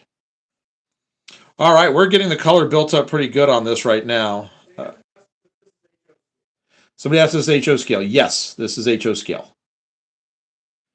So now we're just kind of flowing things around. So now we're going to get to the point where we're going to start thinking about what we're going to do with the yellow, where I want to put yellow to blend in. And you know something, I'm going to come a little further over this way with this purple, and I'll just have to put some white around it.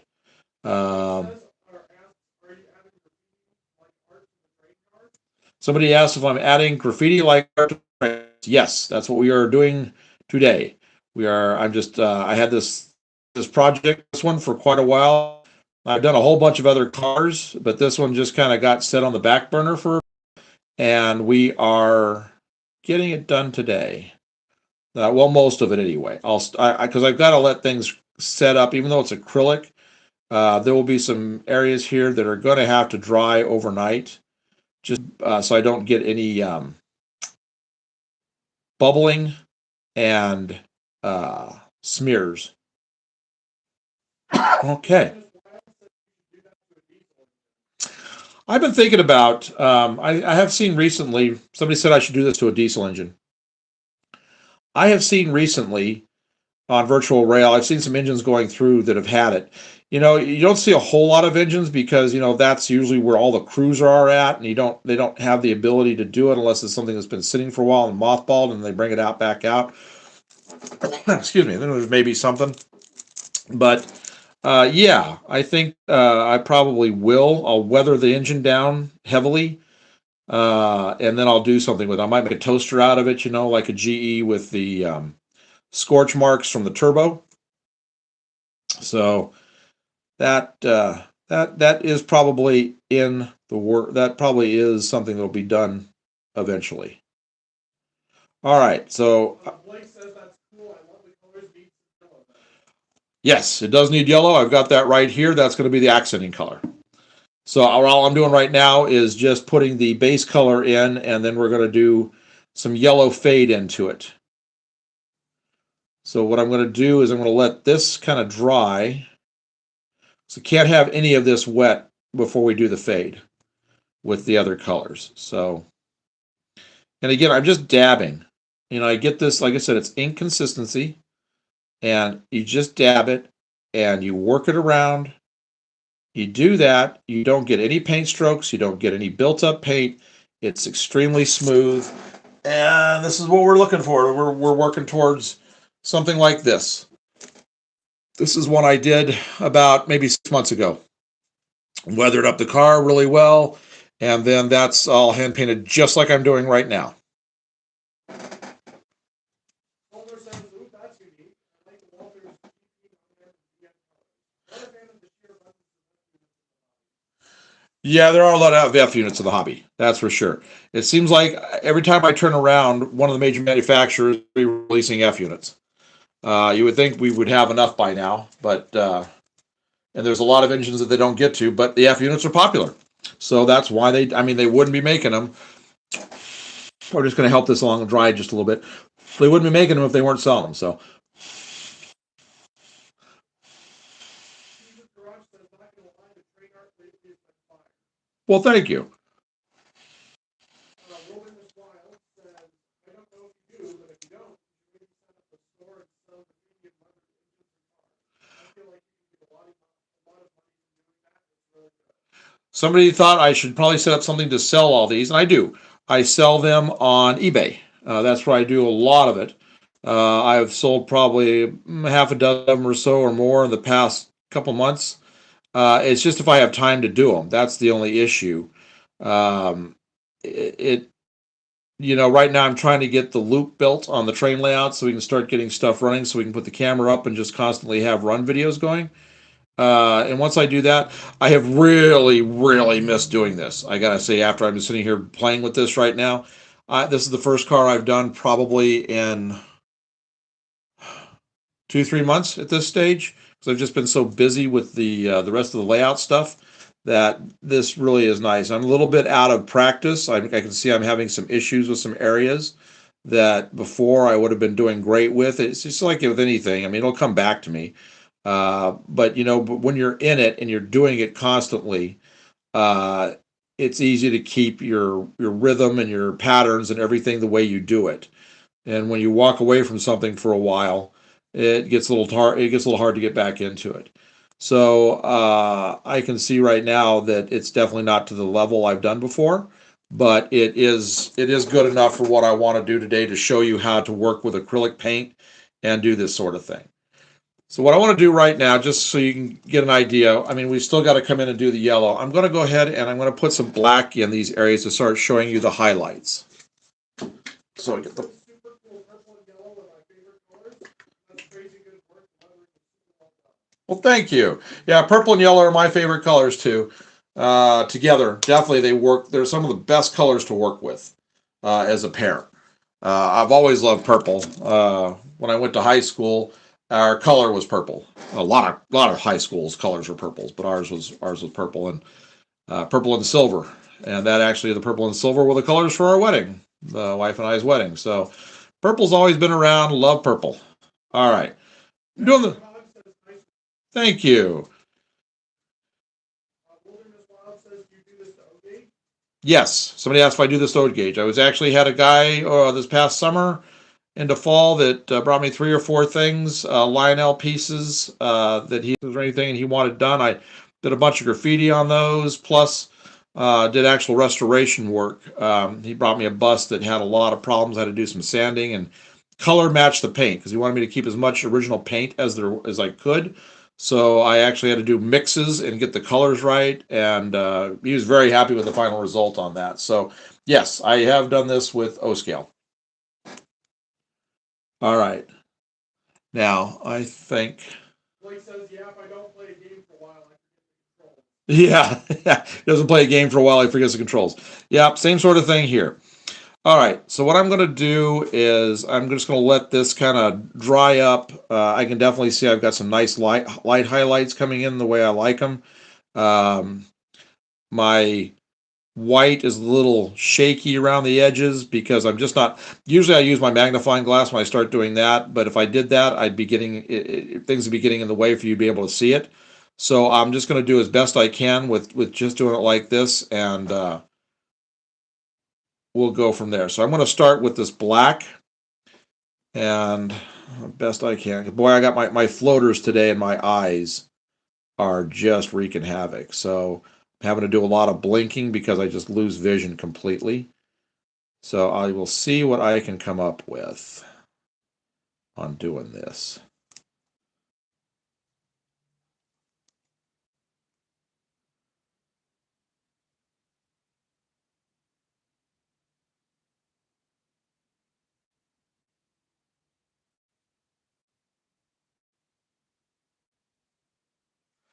Things are going to get kind of quiet because I actually hold my breath when doing this to keep all movement down as much as I possibly can, other than my hand going back and forth. So don't think I'm ignoring you or anything. It's just I'm having to hold my breath and work on this.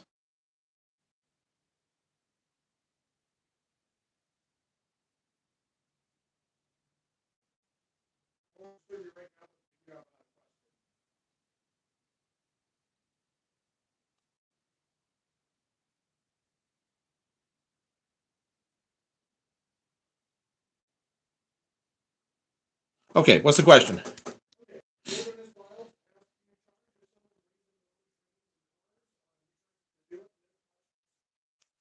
Somebody, are you referring to doing graffiti and weathering? It all depends. So I just want to know how much I charge for doing something like this.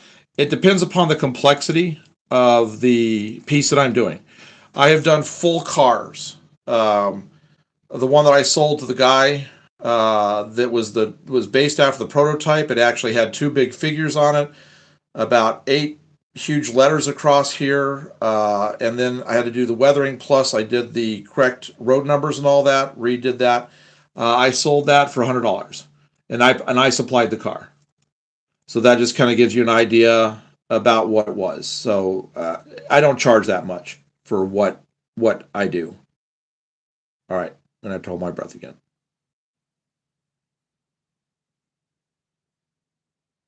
He says yes, something. Okay, so that's what it is.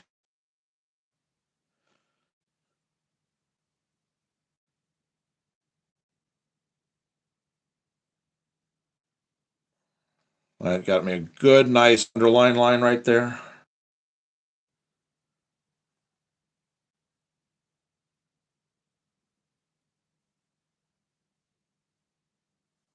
Okay, this is really starting to take shape now. You can really start to see the shadows coming in.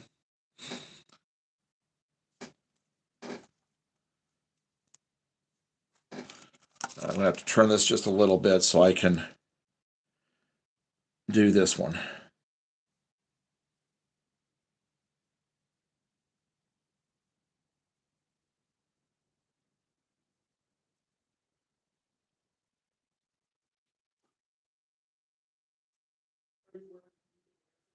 Give me just a sec.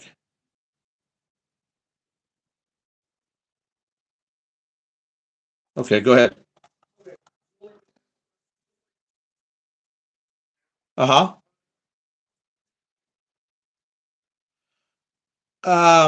If you bring your own car, send me your own car, something like this is about 50, 60 bucks.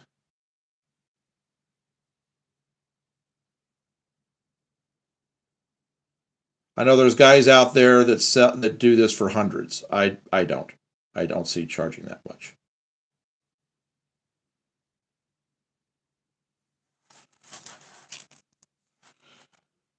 Things are getting a little wide here because I don't have my magnifying glass and I'm not using my correct brush. But when I do the color here, I will narrow these lines down, and the same thing here, I'll narrow that line down. If I know I've got areas that I can fix by adding extra color in, then I don't worry about it too much when I'm working on them, because I know it's going to look great when we get to the end of it. Jackal says better than I can do, I'll tell you that. Oh, well, thank you. Just takes practice. Arsky says, are the train companies strict on copyright? If you do a custom paint job? Somebody asked if the train companies are strict about copyright if I do the paint job. If I buy, which I do, if I buy the licensed decals from one of the companies like Microscale, Harold King, Circus City, one of those, then you can do it because they've already paid for you to have the licensing to do whatever you're going to do with them. So now you go with somebody that prints their own decals, and then you turn around, you try to advertise it and sell it, you might have an issue. But if you use licensed stuff, no.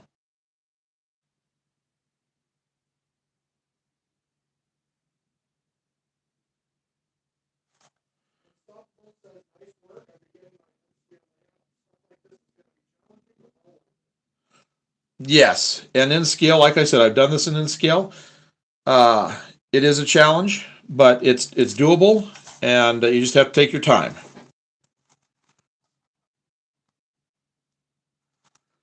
Uh, Ms. Wild says I might be coming your way. okay, we are here. Just contact us.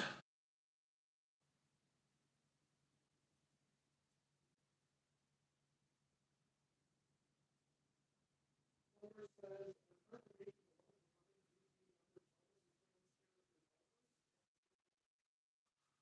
Ooh, that'd be good. If I was making a Thomas UP in UP Greyhound colors, that should be pretty cool.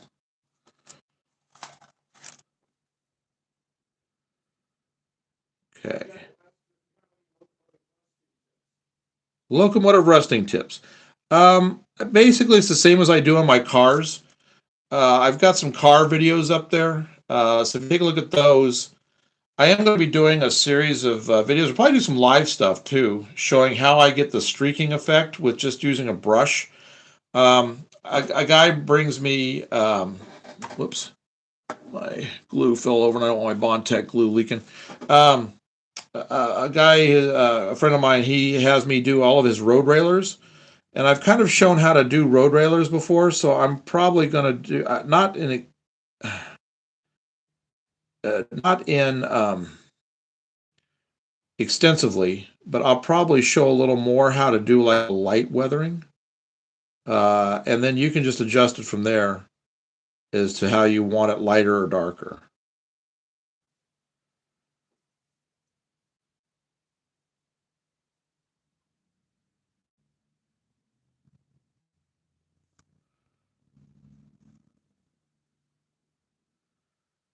All right, by the time I get done with just this little bit of black right here, I'm probably going to be able to. Deacon's back. He says, wait, is this graffiti? Yes, this is graffiti. We're just doing a little example on how to do some hand painted graffiti with acrylic paints. The purple is just about set. I'm just doing a little bit here. As soon as the purple has set completely, I'll stop the black and I'm going to go back in. I'm going to start doing a yellow fade up in the purple here. Michael asks, what would you recommend for Snow/frost weathering.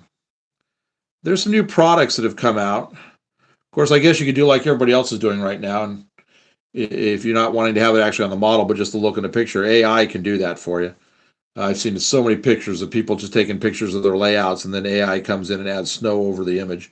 But if you're wanting to do it, Woodland Scenics makes a good white that is great for snow. And if this is how, like, say you're gonna make snow on an engine, if this is gonna be how that is going to look at that point on, you can just like do a light gluing. Put glue in certain spots like highlights where you see it on a real engine, like built up, and then just sprinkle the white snow on it. As far as ice, and what I did to make mine, this comes from my Warhammer days. I wanted an ice look, so what I did is, if I remember right on that, I mixed my glue. So I had a glue that, like I use for doing ballast. It's a mix of glue and water. So, and I added, what did I add into that? I added something into it. I'll have to look it up. I added something into it to make it thicker. Then I put a little bit of blue tint into it, just the tiniest little bit of blue tint into it. And I made blotches around the base of the figures. And as it dried, you had a little bit of white come through, but then you had blue around the edges to where it looked like ice melting around the edges with your snow in the middle. If I can find my notes on that, I will let you know. It was really an excellent effect. I had a lot of compliments on it at an event we took it to. Hello. Glad you've joined us. We're just doing a little bit of graffiti here on the side of a car today. Probably won't do the whole thing, but we're doing a little bit because I want to get the building built so I can move on from that project because I've got the station I'm going to have to be starting tomorrow. Jackal says, I'm asking because I know what was noticed from the runway train movie, so I'm looking for something that's more Alaskan. Alaskanish. So you definitely want something on it. The thing is you have to be careful on something like that because once you've done something like that, you put effect on. If you ever try to take it off, you're going to have problems. So you just have to be sure that you're going to have it looking like that, and you don't mind it looking like that from that point on. But there are techniques. There's guys up there that do really good snow effects. Like I said, if I can find, hang on. If I can find my notes on that, how I got that beautiful blue to be around the white, I may do a little quick tutorial for doing snow, so you can kind of see how it goes. Wilderness Miles asked if you give lessons. Somebody asked if I give lessons. Well, that's kind of what these videos are for, but if you're talking about like lessons in person, I used to teach art privately. Um, so anymore, yeah, you know, I've thought about like having workshops, you know, that we could do, and we can either do it video online or if you're in the area and do it in person. We could certainly. I've been thinking about doing something like that. All right, we're getting pretty. He said this is class itself.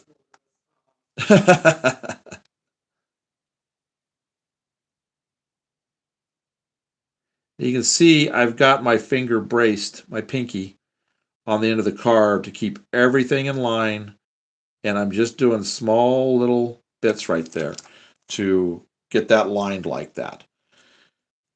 All right, so let's see if we can play around with that yellow here. What I'm probably going to do is I'm going to do a little bit of yellow in this area, let it fade into the purple, maybe a little bit right here, a few highlights here and there, and we'll see if we can get a nice little fade going.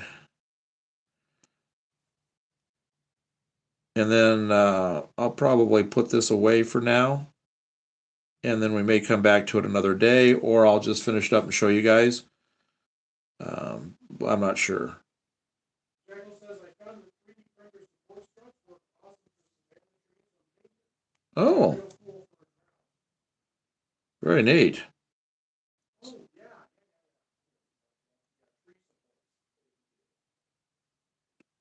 And I have no idea on that. So he's talking about, my son knows it. He says, yeah, that's really cool. He's talking about tree supports for like Savannah trees.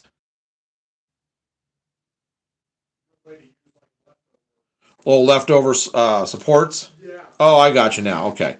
Yeah, the stuff that the supports from the print. Yeah. Okay. Yeah, that would be pretty good. Goose says, guess who's back? Back again. Oh, glad to have you back. All right. So that's where we're sitting right now. Gregory says, that's sweet, brother. Thank you. Now we're going to play around with the yellow a little bit. I'm going to see what I can do with that. I'm not quite sure what I want to do with it because, like I said, I lost the photo to this, so I'm just kind of winging this. And like I said, things will be a lot tighter when I'm able to actually use the magnifying glass and my lights. If I had the lights on right now, it'd glare everything out, and you guys wouldn't be able to see any of it. So I'm going to just do what I can like this, and then may come back a little later. What color is this? Golden yellow. That'll probably work. Oh yeah, that's a nice yellow.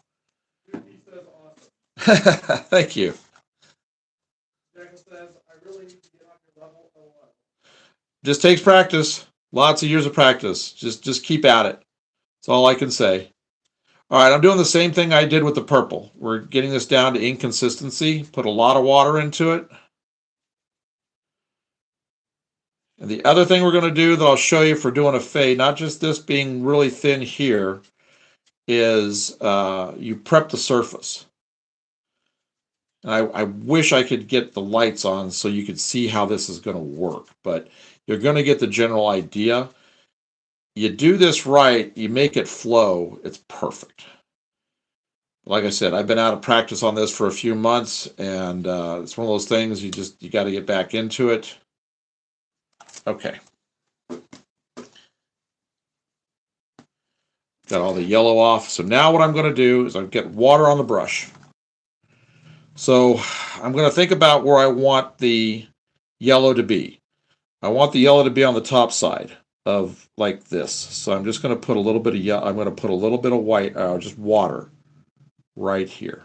Then I'm going to grab the littlest bit of the paint, and I'm just going to flow it in here.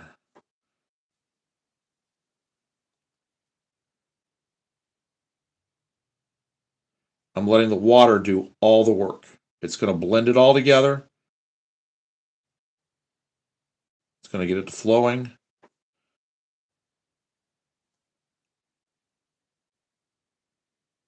I'm going to have a little brighter up on the top part of the purple and let it fade down into the purple. Jack will ask, is there any way to tell what spray bottle was used, like the brand? Somebody asked if you can tell what brand was used in a graffiti that the guys use. Only way you can really do that is if you watch one of their videos and just try to see what they've got in their hands. I've seen guys use the Krylon and the Rust-Oleum. All right, as you can see, that extra little bit of water I put on there, it's letting this blend together really nice. Before I put the yellow down, it's giving me a really nice fade right here. Now, I want this to come down a little bit more, so I'm cleaning the brush, getting a little bit of water on it, shaking it out, and I'm going to put a little bit right here. I'm just going to let the, see, look at that. All you got to do is just add a little bit of water. That yellow is blending right into the purple. If it gets too dominant, you just come back in and you grab a little bit of the purple. You just have to work back and forth. Get a little bit of purple and just add it back in. Somebody asked what paint I use. I use 90% of what I do is acrylic apple barrel from Walmart, 50 cents a bottle. I think this is too. This is too. I have a few Americana colors that I use specifically for certain things, but for the most part, it's apple barrel. So almost everybody has a Walmart around them, so you can just go right into the craft area, and there you go. That, I'm really happy with that. I like that a lot. So I'm going to try to emulate that right here. So again, I'm going to get my brush, just the water, and I'm going to put it where I want the yellow. David says, looks good. What does the tag say? See, that's it. I don't know what the tag says because somebody asked, looks good, and what does the tag say? I don't know. I can't find my original photo that I took of this. So I'd only put down my base coat of white, and I don't remember. I think this is an S and an R, so I'm not sure. Yeah, it says, looks like it says. Yeah, that's what I think it is. Now, Molecule says after blue box sucks.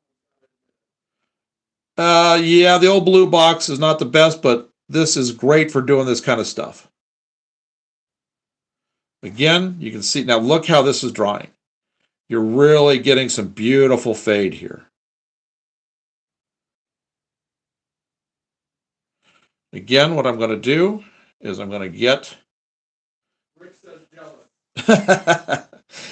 Just practice. That's all it takes. And the paint is so cheap. Cars, you know, you can pick up these cars for a couple bucks at a show. So, and just come back in here, get my purple back in, take some of that yellow out, see how that just goes. I'm going to take some of this little heavier yellow right back out again. There we go. That's really starting to do it now. Yep. You can always tell when I'm happy, I start repeating a lot. I'm going to put a little more right on this front edge right here. There we go.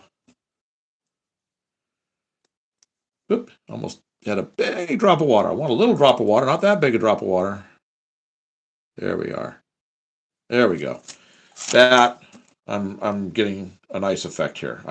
From my end, I'm really seeing what would look like if they had the spray can and they were trying to blend stuff together. That's what I'm starting to see right now. I got something here. It looks like I've got the old decal or something or some painting underneath from the original spray here. So I'll fix this by adding some more color to it later. I'm not worried about that right now. I'll worry about it later if it doesn't start to come out. So now I'm going to come back in. I'm just going to put just a few yellow highlights in a couple of the areas that I was working. Yep. Somebody says they've been using Apple Barrel for a long time. It is excellent stuff. You just have to get it, just have to know how to get it thin to work with it, or thick if you need the heavier stuff. It just all comes down to your mix. There we go. That's really starting to come out pretty good. David says, cool stuff. United can host the video building. A lot of stuff and subscribe. Oh, thank you for subscribing. We've got a community. If you want to share some of your pictures, just share it in the community of your scratch build stuff. Love to see it. Anybody, you've got something you want to share, put it up on the community posts that you can do.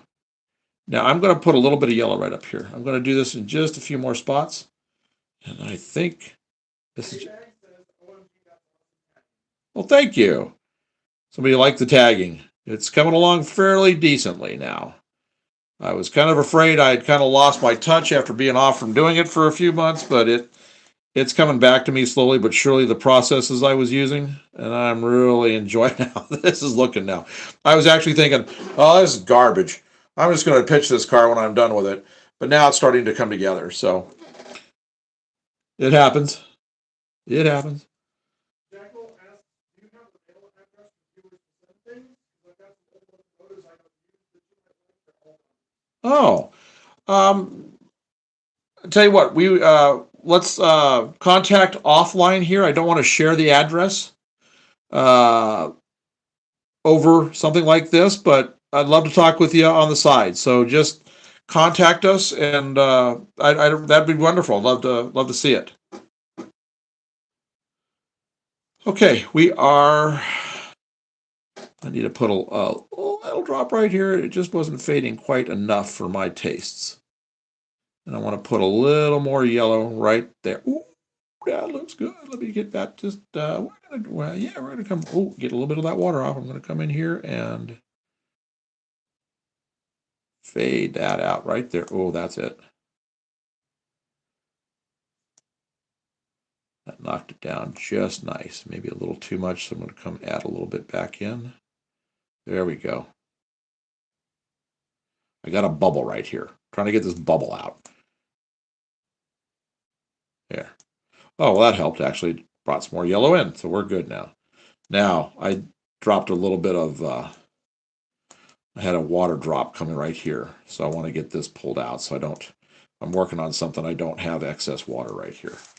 That is, I'm liking that. J-Bag says it's like a work of art on your work of art. Working hard on my work of art. Well, thank you. Jackal says, would you be interested in my chance tagging a PRRGG1? Tagging a PRRGG1. Well, if you would like me to do that for you, I'd be happy to do it and send it back. I've got, like I said, I literally have thousands of pictures of graffiti. So I could send you a little catalog of stuff to choose from that you might like to see, and then do it for you. No problem. All right, we're going to put a little bit of a highlight right. Believe me, I know. Somebody says this takes a steady hand, and he doesn't have that anymore. Some days I don't either. Some days things just get to be pretty shaky. Just depends on the nerves in my neck. I've taken a couple of good falls over the past 15, 20 years where I've really hit my neck bad. And some days it just, it makes things very challenging doing fine work. All right, here we go. Let's put this right here. Oh, there we go. And I want to do a little yellow right here. And a little yellow right there. All right, things are starting to really come together on this now. I'm getting, up. Doggone it. Thought I had all the water off. Didn't have all the water off. Got another big drop. There we go. Okay. Yeah, that's starting to really give me some color. Icy hot, yep, for neck pain. Oh, yeah. between that and naproxen. Okay, I want a little more yellow right here. It says very steady hand. Thank you. Yeah, I'm actually having a good day today. It's working well, so I got to take advantage of it. There we go. That's starting to flow nicely. It's just blending right out. What? Man, I keep tabbing it off over here. I'm just not getting enough of it off. There we go. Can I do that with medium acrylic paint? Do that with what? Medium acrylic paint? Any kind of acrylic paint, you can do this. All you got to do is just make sure you get it down to an ink consistency. Just thin it, thin it, thin it. Yeah, that's doing fine. All right, I'm going to stop with the yellow right here. What I'm going to do now is I'm going to work on these highlight areas, the smoke that's around the edges. I'm just going to pick a contrasting color. Now, since I have decided I'm going to go ahead and later finish this one up, what I'm going to do is I will come back in and I'll put my white lines back in. I have a very, very fine brush for that to do nice straight lines. So I will do that. And one of these live streams that we have in the next, this next week or two, I'll actually then show you guys how this came out. But this is how you do it. You saw how I worked the paint. I put a little bit of paint down to start off with, flow the paint in. Now that's on the fades. First, you want to just get a nice overall coloring on this. So let's pick a color for this area right here. What would be a good contrasting color? Maybe an orange? No, because that's too close to the yellow. Green? Oh, green might work. Maybe a green. Do I have a green? I got a, what do we got up here? What is this? Do what? Mustard, yeah. I've got a lime green. That might work pretty good right here, here, and here. So let me see how that goes. I've never opened this one before, so I need to cut the wrapper off.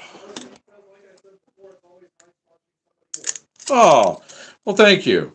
So he says he always like watching somebody work on stuff like this, and I don't mind sharing it. If you guys don't mind just sitting here watching me work away on something, I'll put the camera on. So, all right, let's see how this color looks. Regular water.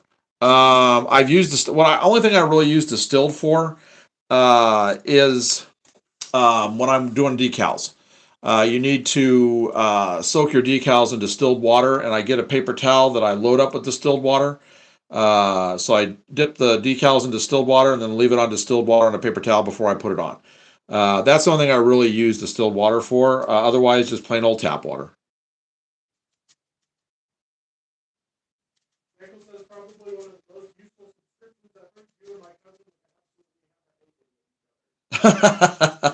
Well, I'm glad you like it. I'm glad you subscribed.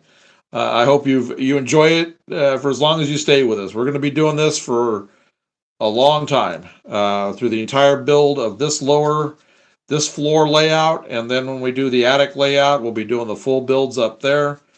I've talked about that before. That's going to be in scale probably also because I'm still limited, but it's going to be about twice the size of what I have here, so I'm going to be able to actually do ore docks.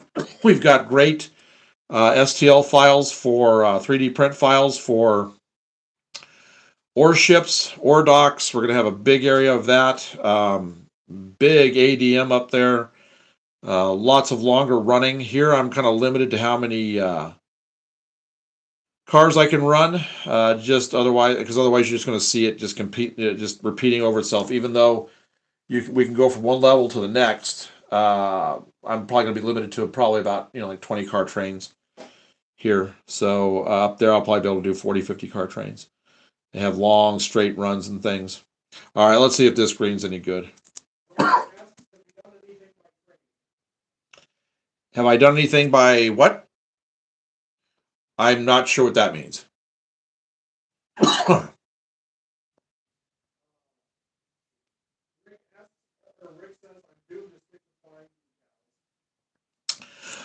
Well, you're not alone. Somebody says he's doomed to buying decals. When I'm in a hurry and I want to get a job done, here you go. Got a bunch. So I was doing a lot of that on walls in the city. That's what I was doing. But everybody will have the same decal. So if you can just take your time, practice with this stuff. Trust me, this is not that big a deal. Just get something to practice on. Even if you want to do a car, just get a piece of plastic to practice on. Throw some primer on it, so you've got a base coat of paint, and just play around with it. Get a color wheel so you can see what colors go best together. Things like that, and how to mix. And it takes a little bit, but it's trust me, in the long run, if you do some of these yourself, you're going to be really proud of it. And I taught art for a long time, and I told all my students that I had, I just taught privately. I said, everybody has an artist in them, and you just have to put the time in. So if you put the time in, I have no doubt at all, if you just put the time in and you take your time and you experiment around, you can do this stuff easy. Trust me on that. If I can do this, anybody can do this. I like this for my smoke. I like this color. I wasn't sure I was going to like this for my fade out colors, for the edge colors they use for doing the making stuff stand out, but I think it's going to be okay. Michael says that's extremely sharp. Excellent. Thank you. Somebody really likes this. It's coming out all right. I'm pretty pleased with it. I won't throw this car away. I will salvage this. I will come back in and I will get my finer liners, my finer brushes, and I will correct all the areas that I need to, like the white areas, and I'll make my blacks a little sharper. And I think it's going to look really good on here, because I'll come in here, and wherever I've got my white, I will come in with I've got a really fine line brush, so I'll pick up white on it, and I'll come in and I'll just do a real thin line of white all around in these areas right here, so it looks like they've on the cars. I'll come in here, get the blacks finished up. I'll probably do it now. Since I didn't have to mix this color to get my yellows, I'll add some more color in up here to get my fades a little more. So it just takes a while to do, but it'll be worth it. So like right now, I'm building up this green. I'm putting a little heavier green down inside, letting it be lighter to the outside.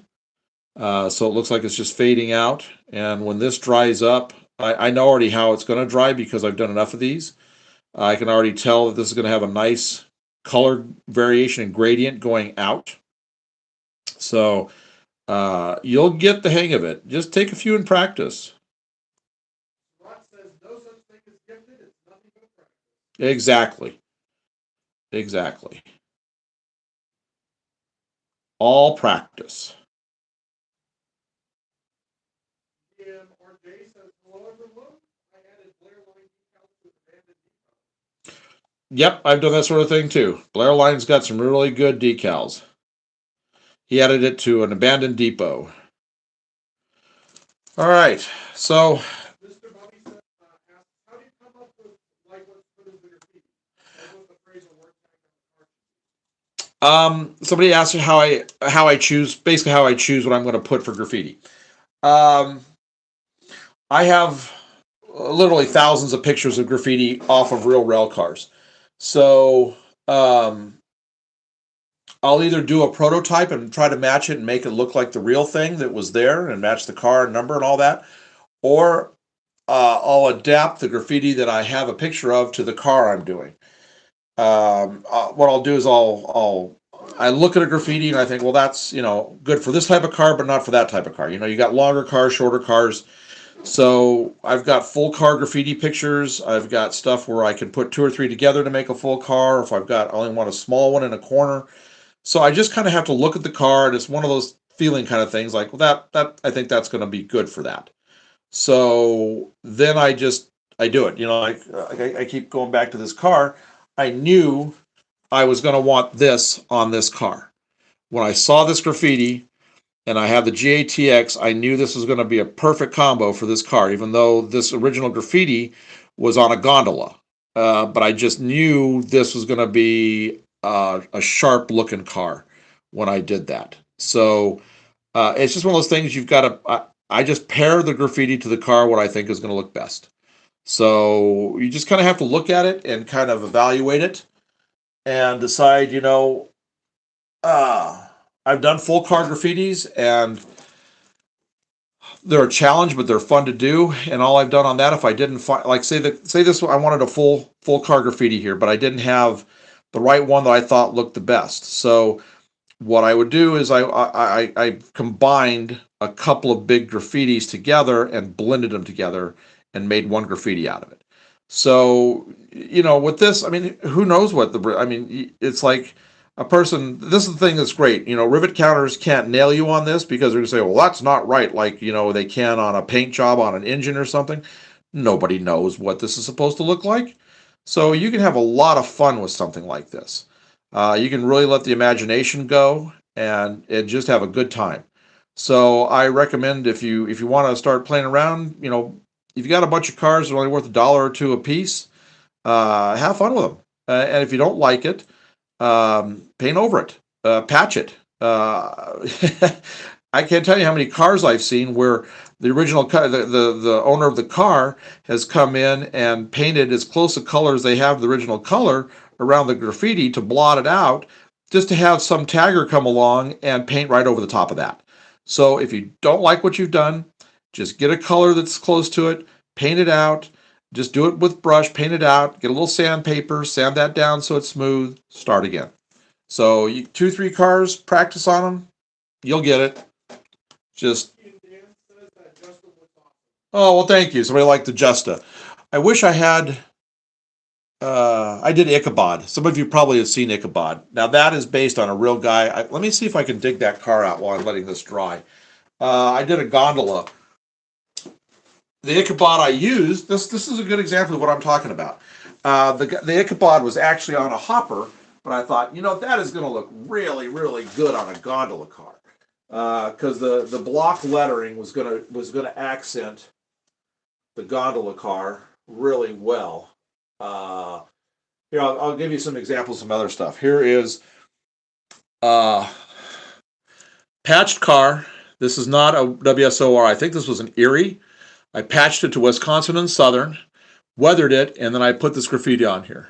That was just something on. This is a completely custom job on this. And I'm really happy with how that came out. Still looking for the Ichabod. I will find it. I'll just give you some examples of some of the other ones. Here was this was not on a gondola. I love gondolas. I think they take graffiti really well. So there is how that looks. And what I'm doing right here, what I've showed you today, is exactly what. Oh, here we go. Is exactly what how these cars were done. Here's the Ichabod. Let me get this thing out of the way here. Here's the Ichabod that I did. See how there. Nice long gondola. Wanted a really long graffiti for it. And there's Ichabod. So I did that. Then weathered over the top of the lettering so like it had been there a while. So I just try to find what's going to fit the car. So just do that and play around with it. Find yourself some stuff. I've done a whole bunch of these. Let me see here. Oh. Acid burns, yes. And there's a SARS. There's a great way of doing stuff like that. You need to use hairspray or salt. The way you do that is you with salt, you take it and use a little bit of water, sprinkle salt over the area you want, and then paint over the top of that. Guys have done, and then what that looks like is then when you take it and you wipe the salt off, it has the original color underneath with whatever rusting materials or stuff you did over the top, and it gives you this just really speckled look. Like it's been like acid has been all over it. So there's some tutorials on how to do that, but yeah, salt weathering, or they use hairspray to do it. Hairspray seems a little harder. I haven't done that method yet. The salt seems a little easier because you can just work with it at your leisure. You can leave it on there for a while if you want to and come back to it. Hairspray, you got to kind of work with it and you got to kind of work fast. So there's a couple of videos up there about that. Like I said, I haven't done either of those techniques yet. So but that would probably achieve the effect that you're looking for. Jackal says he's gotta go, but I'll see you next week. Can't wait. Oh, glad you were here, Jackal. I hope you do come back. So thanks for being here. All right. So I think we are done. I'm going to hold this up so you can get an idea of where we're at on this. You can see the colors are starting to come in. I am going to come in and put some more yellow in, but I showed you how that gets that to flowing. I'm going to put more green in. You can see how the white's coming through around the edges right here. I'll probably put a little more green in here, and then I'll come in and I'll do the white highlighting all the way around, make it really sharp and crisp like I did all those others. And this actually turned into a fairly decent graffiti by the time I get done with it for something I was just, a little bit ago, I was just going to throw away. So I'm happy with that. So I hope that gives you an idea on what to do with this and how easy it is to do it. It is easy to do it. You just have to practice at it. So I recommend, if it's something you want to try, get a couple of $1, $2 a piece cars and give it a shot. All right. So yes, yeah, I'm not sure what the graffiti was actually. I've lost my photograph for it. Somebody actually couldn't quite read what it is, and I believe its initials S and R is what they are. Sometimes I can really tell what it was supposed to be. Sometimes it's really difficult, and usually my wife or son can figure it out before I can. Sometimes we just have a guessing game about it. So it's anybody's guess on some of this stuff. So, but yeah, I think it was S and R. All right. So now, what we are going to do is I want to get to that building, and I want to get those 3 panels put together so that I can have those dry by tomorrow. Because I want to put a finish stamp on that building.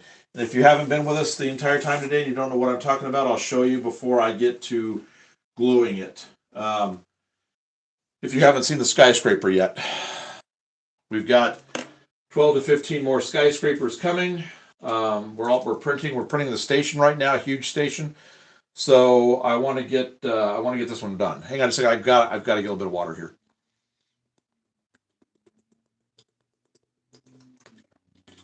And with those, I'm gonna mention it again, and we're gonna put a video up about it.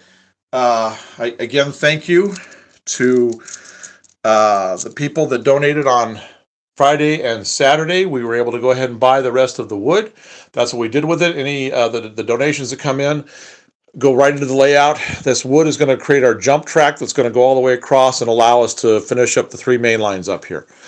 So what we did today, in summary, so far, is we did that graffiti right there, and we worked on getting the ties back under where we added our track and got those painted, and then I painted all the nail heads here, and then we got this right here. And what we have left to do is this is the skyscraper that we started working on Friday that we've done the live streams about. I'm going to go ahead and build. I have the 3 panels for the back wall. I need to get those glued, so we're going to set the camera up and I'll show you how this PLA glue works if you haven't seen that before. Because I just want to get this done because we're going to have the station's going to be here, and get this out of the way. We got another huge tower coming right here and about another 10 or 12 towers here. So I want to just start. I'm going to get behind if I don't stay on track each day with what I set as goals. So let me get the camera set up, and then we will glue these 3 panels. This is a 3D printed building, and we have to use a special glue. You can't just use a super glue on this. It doesn't work.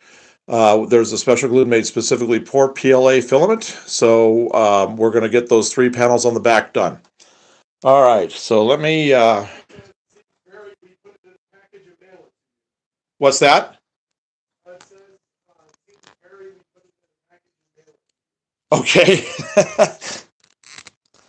Do you want to come set this camera up for me? Yeah. So it's aiming down on the work area here, because I'm. Oh, thank you. I'm not sure. I'll pull the camera out like. Whoops. Whoop, whoop, whoop. Don't want to turn the phone off. Oh. Camera off. All right, let me pull this back out a little ways. Yeah, let's make sure that it's make sure I'm right here, right this area right here. Get there. Hello, everyone. Send the cat. I'd have to step outside the layout area, step over the HO thing in order to get to this. So I just thought I'd go ahead and have him do it real quick for me. There we go. All right. So last thing for today is going to be doing this. Get this done, and then I'm just going to leave it on the table. Tuck the table back underneath there. Get this done. So where's my little card at? So you can see, those that haven't seen the size comparison. This is the N-scale car, N-scale building. So this will be, this is just the main part of the middle section. So there gives you an idea of how tall this is actually going to be. All right, so I've got a paper towel here to dab the excess glue off with. I want to get, rough this up just a little bit so the glue has something to bite onto. We had a video showing what we do with these 3D prints after they're printed. I sand everything on one full side. This is the back side. On the front side here, I sand everything with a palm sander, electric palm sander, to get everything perfectly smooth. You get rid of all those layers that filament printing does. And then we add the details, the trim and everything back onto the top after we're done. All right, so what we're going to do is just line these up. This is the back wall, and this will set, it actually will set inside the building. The side walls will actually come and overlap the sides of these. So the side walls of that over there, I'll actually put some tabs in place on the inside, so when I push this back in there, it won't go any further than a set depth on the back side. And I probably will never glue this into the building. This way I can access it, because it's going to take me, even though I'll have the building done and painted, the window glazing in and all that done, it'll probably take me a year or two to get all of the windows done, as far as all the shades go. Light effects done and everything, so I'll need to be able to access the inside on a regular basis. So I'm just going to leave it so I can get into this. So that's why I have the side walls overlap the back, so you wouldn't see a seam anywhere. Because once I putty the side walls to the front and smooth that, you'll never even know this is not part of the building in the back. All right, so I've talked about this before. I am not sponsored, but I use Bondtech. We get this off of Amazon. It's like $7 a bottle, and a bottle goes a long ways. If you keep it clean, once you get done, you really need to clean the tip off and everything, because this will glue to this. I learned that the hard way, really easily. Inside the cap, there's a pin that goes all the way down inside of the neck that's here, so that it keeps that from sealing up. So you just got to keep things clean. Otherwise, it winds up looking like this after a while. I did not know that. I just didn't realize that it was that iffy and that aggressive of a glue, because my tester's glue, I've never had a problem like this. Never had a problem like this with any of my other super glues. So yeah, if you don't want a bottle that looks like that and have to work with it like that, then keep the neck and everything here clean. Husky says, Siri sucks sometimes. It was supposed to say, it seems very easy to put the packaging together. Oh yeah. It's easy to get stuff to us. So just contact us through email, and if there's something you want, or contact us and we'll talk to you about stuff, and we can work it all out that way. And yeah, you can just mail stuff to us, or if you're in the local area, you can always drop it off. Like I said, starting in about 4 to 6 months. If you're traveling through our area, and you want to come by and see the layout, you will be welcome to come see it, and we'll have that all worked out, so we can just set it up for a private run session. Okay, so we're going to put a little bead right here, all along that, and then I'm going to dab some of it off, because you don't want much. You don't need much, and if you put too much on here, it takes forever to set up. So we're just going to, I've got to get a reflection here so I can see it.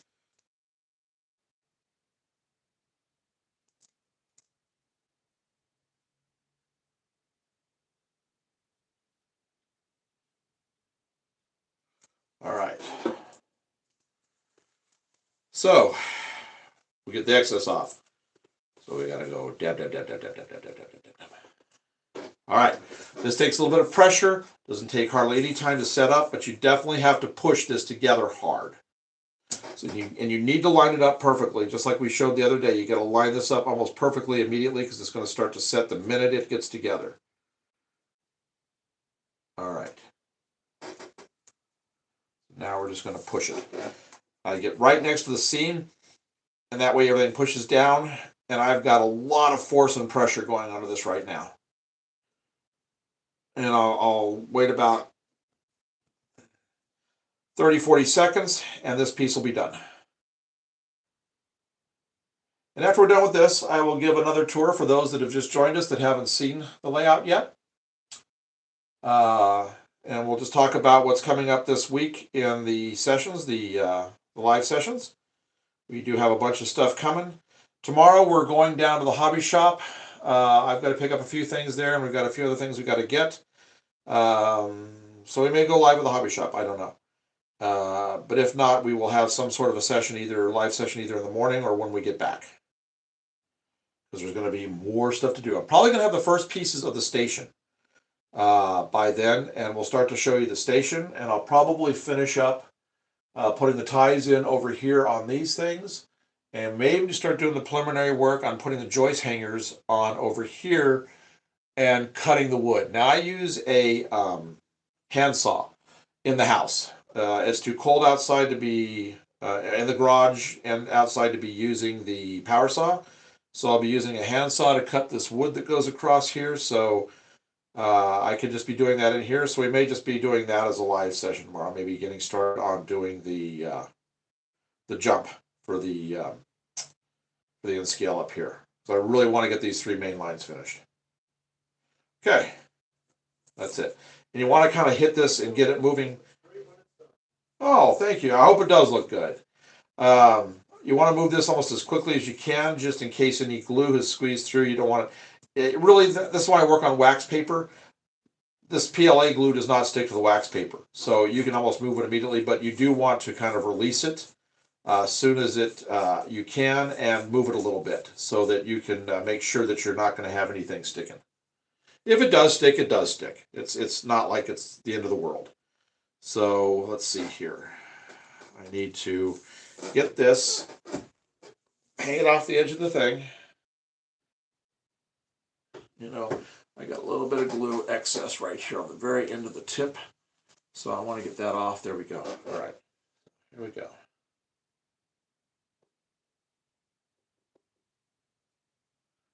Definitely have to do dab here because I don't have a lot of control with it on the edge like this.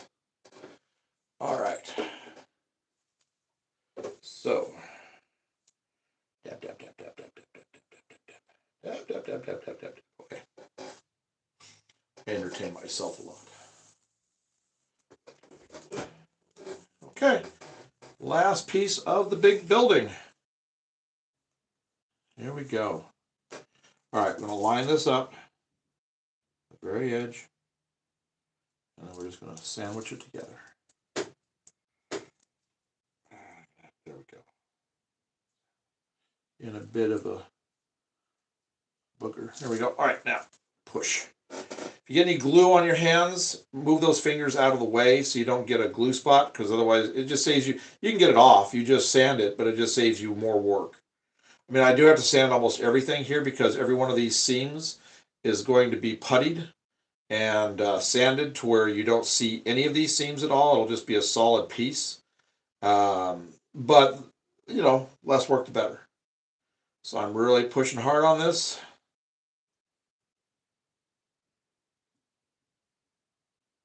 Almost got it.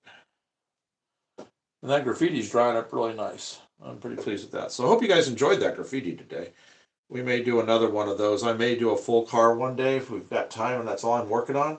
I may have the drawing all set up on it and do like a full car, or maybe do one on a building.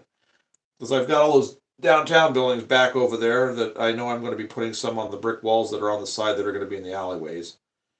So I might do some hand painting, graffiti on those too. Dan asks, will I get a notification the next time you go live? Yes, if you're right, if you subscribed. If you subscribe and hit the notification bell. Okay, so if you subscribe and hit the notification bell, you will get a notice about it. And we put a notice up anywhere from an hour usually to about 4 hours in advance. Depends on what time of day we do it. Like tomorrow morning, if we do one tomorrow morning, we might only give like an hour's notice. Seems like we start the morning ones. If we do it, we start about 10:30 in the morning, anywhere from 10:30 in the morning till about noon or a little later. Afternoons, we generally try to start them around 2 or an evening. We might have something between 5 and 7. So we had 3 live sessions on Friday. We did one at 10:30 and one at 2:30, and we did another one then again at, I think it was 6. But you will get a notice if you do the notification part, subscribe and do the notification part, you will know when we are going to be live. And we plan on doing live sessions on Monday and Tuesday. Potentially maybe a short one Wednesday on Christmas Eve, Wednesday morning. Nothing on Christmas, but then probably back to it Friday. First you said, I really enjoyed it. Just send us an email. Oh, okay. We will check the email and we will get back to you. I'm glad you enjoyed it and you were here. That's what we do it for. Otherwise, I'd just be talking to myself and then I'd have men come in suits and take me away in a net. Always better to have somebody to chat with. Always makes the time go by and enjoyable. All right. That does it. All that's left is you see these things right here. I don't know if they're in the camera. I'll bring some of them down the camera. I've got all of these cut that I did the last time on the other part of it. These are all the extra braces that will go on the back side in all of the large areas here just to give a little extra strength and support. But it's probably not necessary. It's probably overkill because this glue is so good. Because I'll show you here in a second. I'll get the bottle cleaned up and I'll show you what I'm talking about. So on the bottle, you just want to make sure that you get all around the neck up here, very top, and make sure you clean the threads on this. That's where I was having the issue. That's where it kept gluing, and I haven't used pliers on that other one to get it apart. And by time it just got to the point where it was just, that's all I just kept using pliers on it because I couldn't even get the cap down because so much glue had built up. So you just want to make sure you clean everything off really well on this. It's pretty critical on this versus a lot of glues. Okay. I do it till I don't see the shine anymore because sometimes it'll drip down the sides and I just make sure I don't see any kind of liquid shine on it.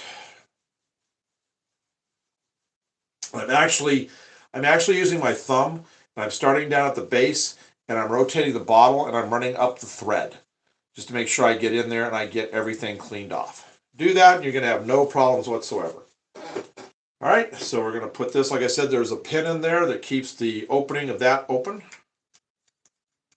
Just screw that down. We're done. So here's what I was talking about as far as this goes. Got to move that a little bit. It's ready to go. That's it. Like I said, I don't really have to put these on. By time tomorrow, this is completely set.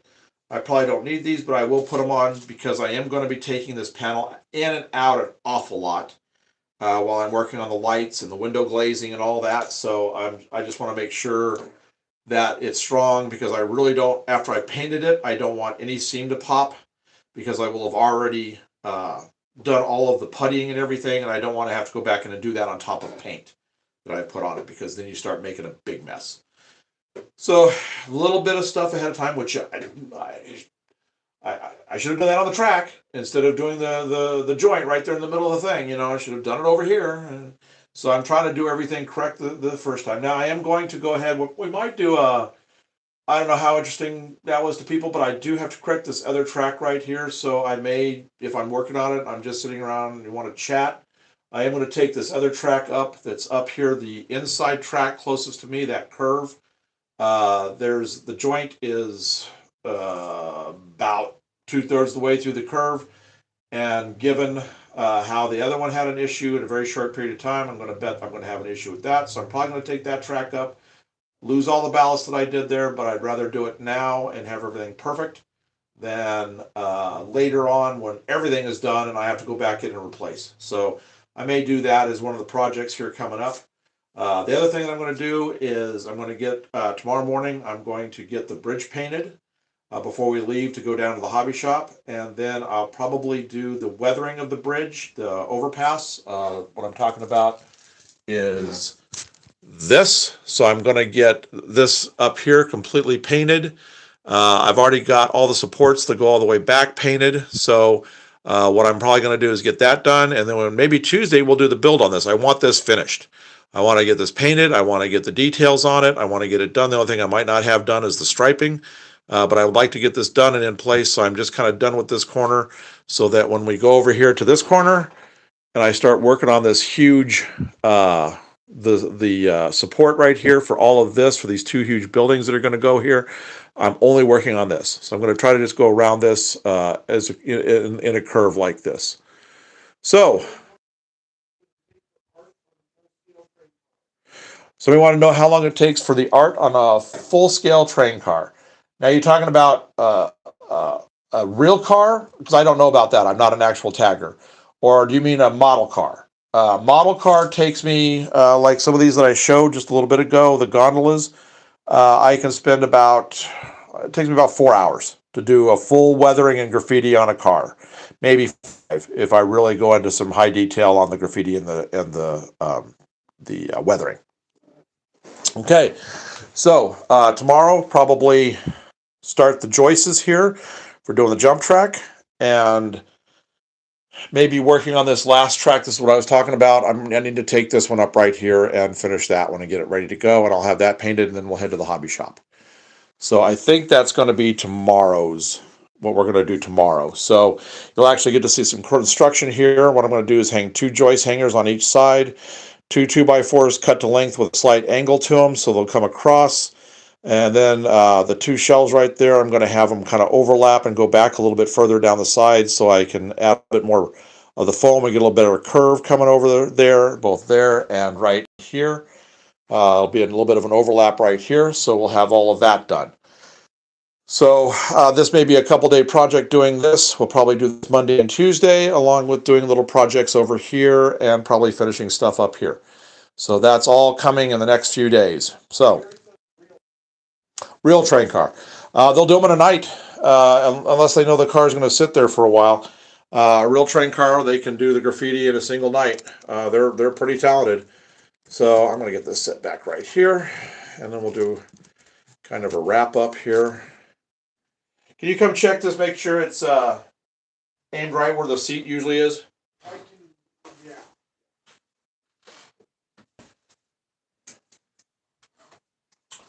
So, all right.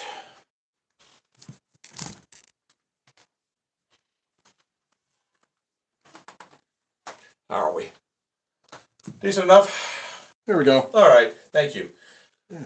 So, we were at it for a couple hours today. So I hope you had fun with us on it. As per usual, we just moved around doing all kinds of little things are getting finished up. I like testing and doing stuff. I'm thinking about picking up a car tomorrow so I can put a car behind. I don't have any cars with NTLs on them, and my engines are compatible with NTL. So I think about picking up a car tomorrow. They've got some really neat ones that are weathered that I can pull back behind, so that some of these things where I'm not, the weight of the engine, I know that's no problem, but I want to make sure I can start testing with a car. So we'll be doing all kinds of extra testing. So if we pick that up, we'll probably be doing that Tuesday.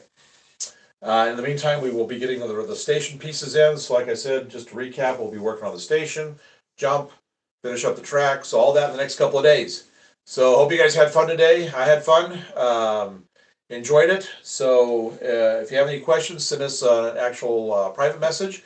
Otherwise, we'll be back here probably, may do it a little early tomorrow, since we're trying to get out of here late morning to go down to the hobby shop. So we may do a little earlier, maybe about If we do something probably like 9 o'clock Central Standard Time, or I'll just get this painted and then I'll just show it to you later. I'm not sure which. So if we do one, it'll be doing earlier in the morning. What? Gary says good stuff. Arsky says thank you, and Ricky asks, "Where's your hobby shop?" Ricky is one of our donors from yesterday. Well, okay. We don't have a hobby shop. We just go to one. We have one that's down in Rockford. It's Hobby Town. A lot of people say, "Oh, Hobby Town." They don't have train stuff. This Hobby Town has train stuff because it's in the heart of train country, model train country. Fifth of their store is nothing but train stuff and great prices. So we're going to go down there. He's about 20 miles away from us. So that's where I'm going to go. I've got a few little detail parts I need to pick up, some things that we need to complete up.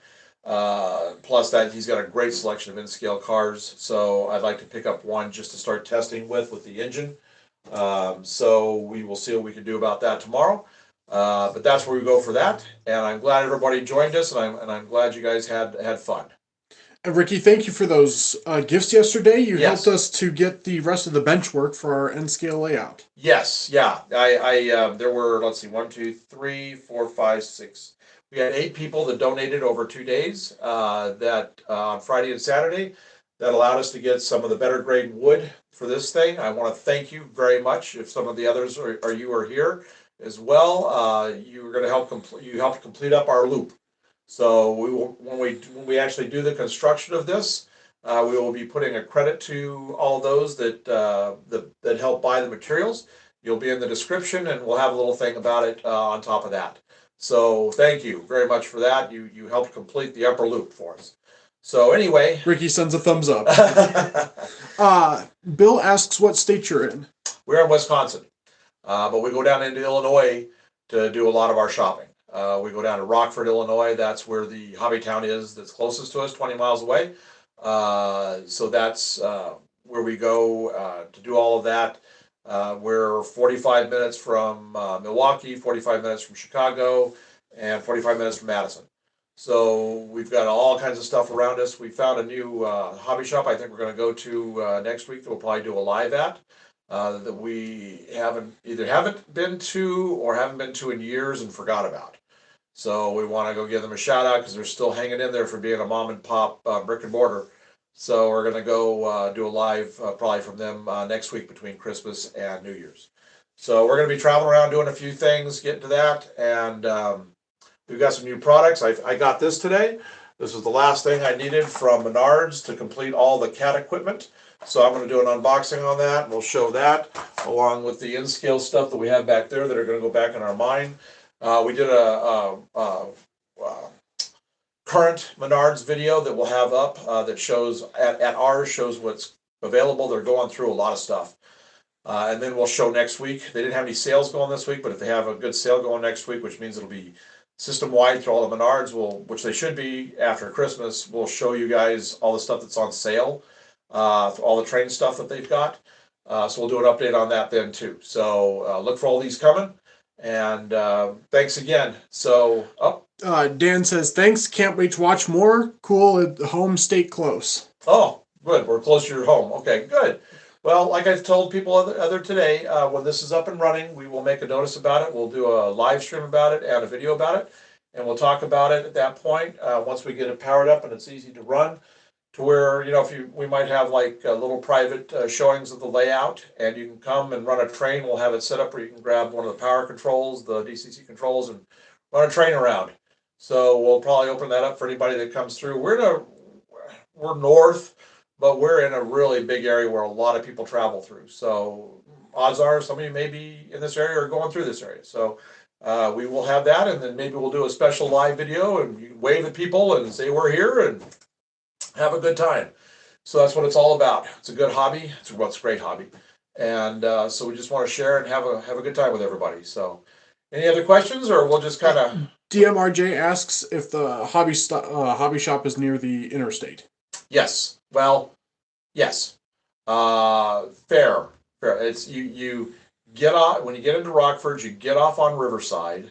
Riverside? Yeah. I think it's Riverside. Mm-hmm. You got to go about 1.5 miles, 2 miles down Riverside, a few lights, and it's right there on the left-hand side. Easy access. Hobby Town, you just Google Hobby Town Rockford, and it'll take you right to it. Look at our videos. We've put up a bunch showing all the stuff that they have. You'll see that they have a lot. Some of our viewers from all over the country have actually been calling in because his prices are so good that they've been ordering stuff, and he's been shipping a ton of stuff out. We're not sponsored by Hobbytown. Okay, I want to be clear about that. They're not giving us anything for this. It's just we try to. He's a local guy. John is who you're gonna. If you call him and you talk to him, John is who you're gonna talk to. He's the owner. It's not a corporate thing held by a guy that has 5 or 6 hobby towns and you never see him. This guy is in the store almost every day, and he works hard and he knows everything to know about trains and the hobbies. So if he hasn't got it, he can probably find it with his suppliers and everything. So again, we are not sponsored by them. If we ever do get sponsors, we'll let you know, and that way you don't think we're just giving you a biased opinion about something. So no, I just think he's got one of the best shops around. We got a really good shop up in Milwaukee, Hiawatha, but it's twice the distance and twice the time to get to it. So, but this is a good one, and like I said, we see sale stuff all the time on the shelves. Stuff comes up new every week. So give him a shout out if you see something in the videos. All he's asked us to do is just, if you can, take a screenshot of what you're looking at in our videos, and he'll track it down for you. All right. So any other? DMRJ just says I'll have to check it out on my way to Chi-Town in April. Oh, yeah. Yeah, depending on how you're coming through. I mean, you know, Rockford's not that far up from the main drag into Chicago. So it's a good store. But if you don't make it up that way, there's a gob of great stores down in Chicago. So yeah, it'll be worth your trip. So all right. So we got anything else? Nope, that's it. All right. Well, again, thank you, everybody. Have a good rest of the weekend. Stay warm if you're cold where you're at, or stay cool if it's warm where you're at, because we've got a guy in Florida that said it was 80 degrees down there, and it was cold up here. So enjoy, and thank you again, and look for us in the morning or in the afternoon. We'll put a notice up at least an hour before we go live with it. So take care, and we will see you then.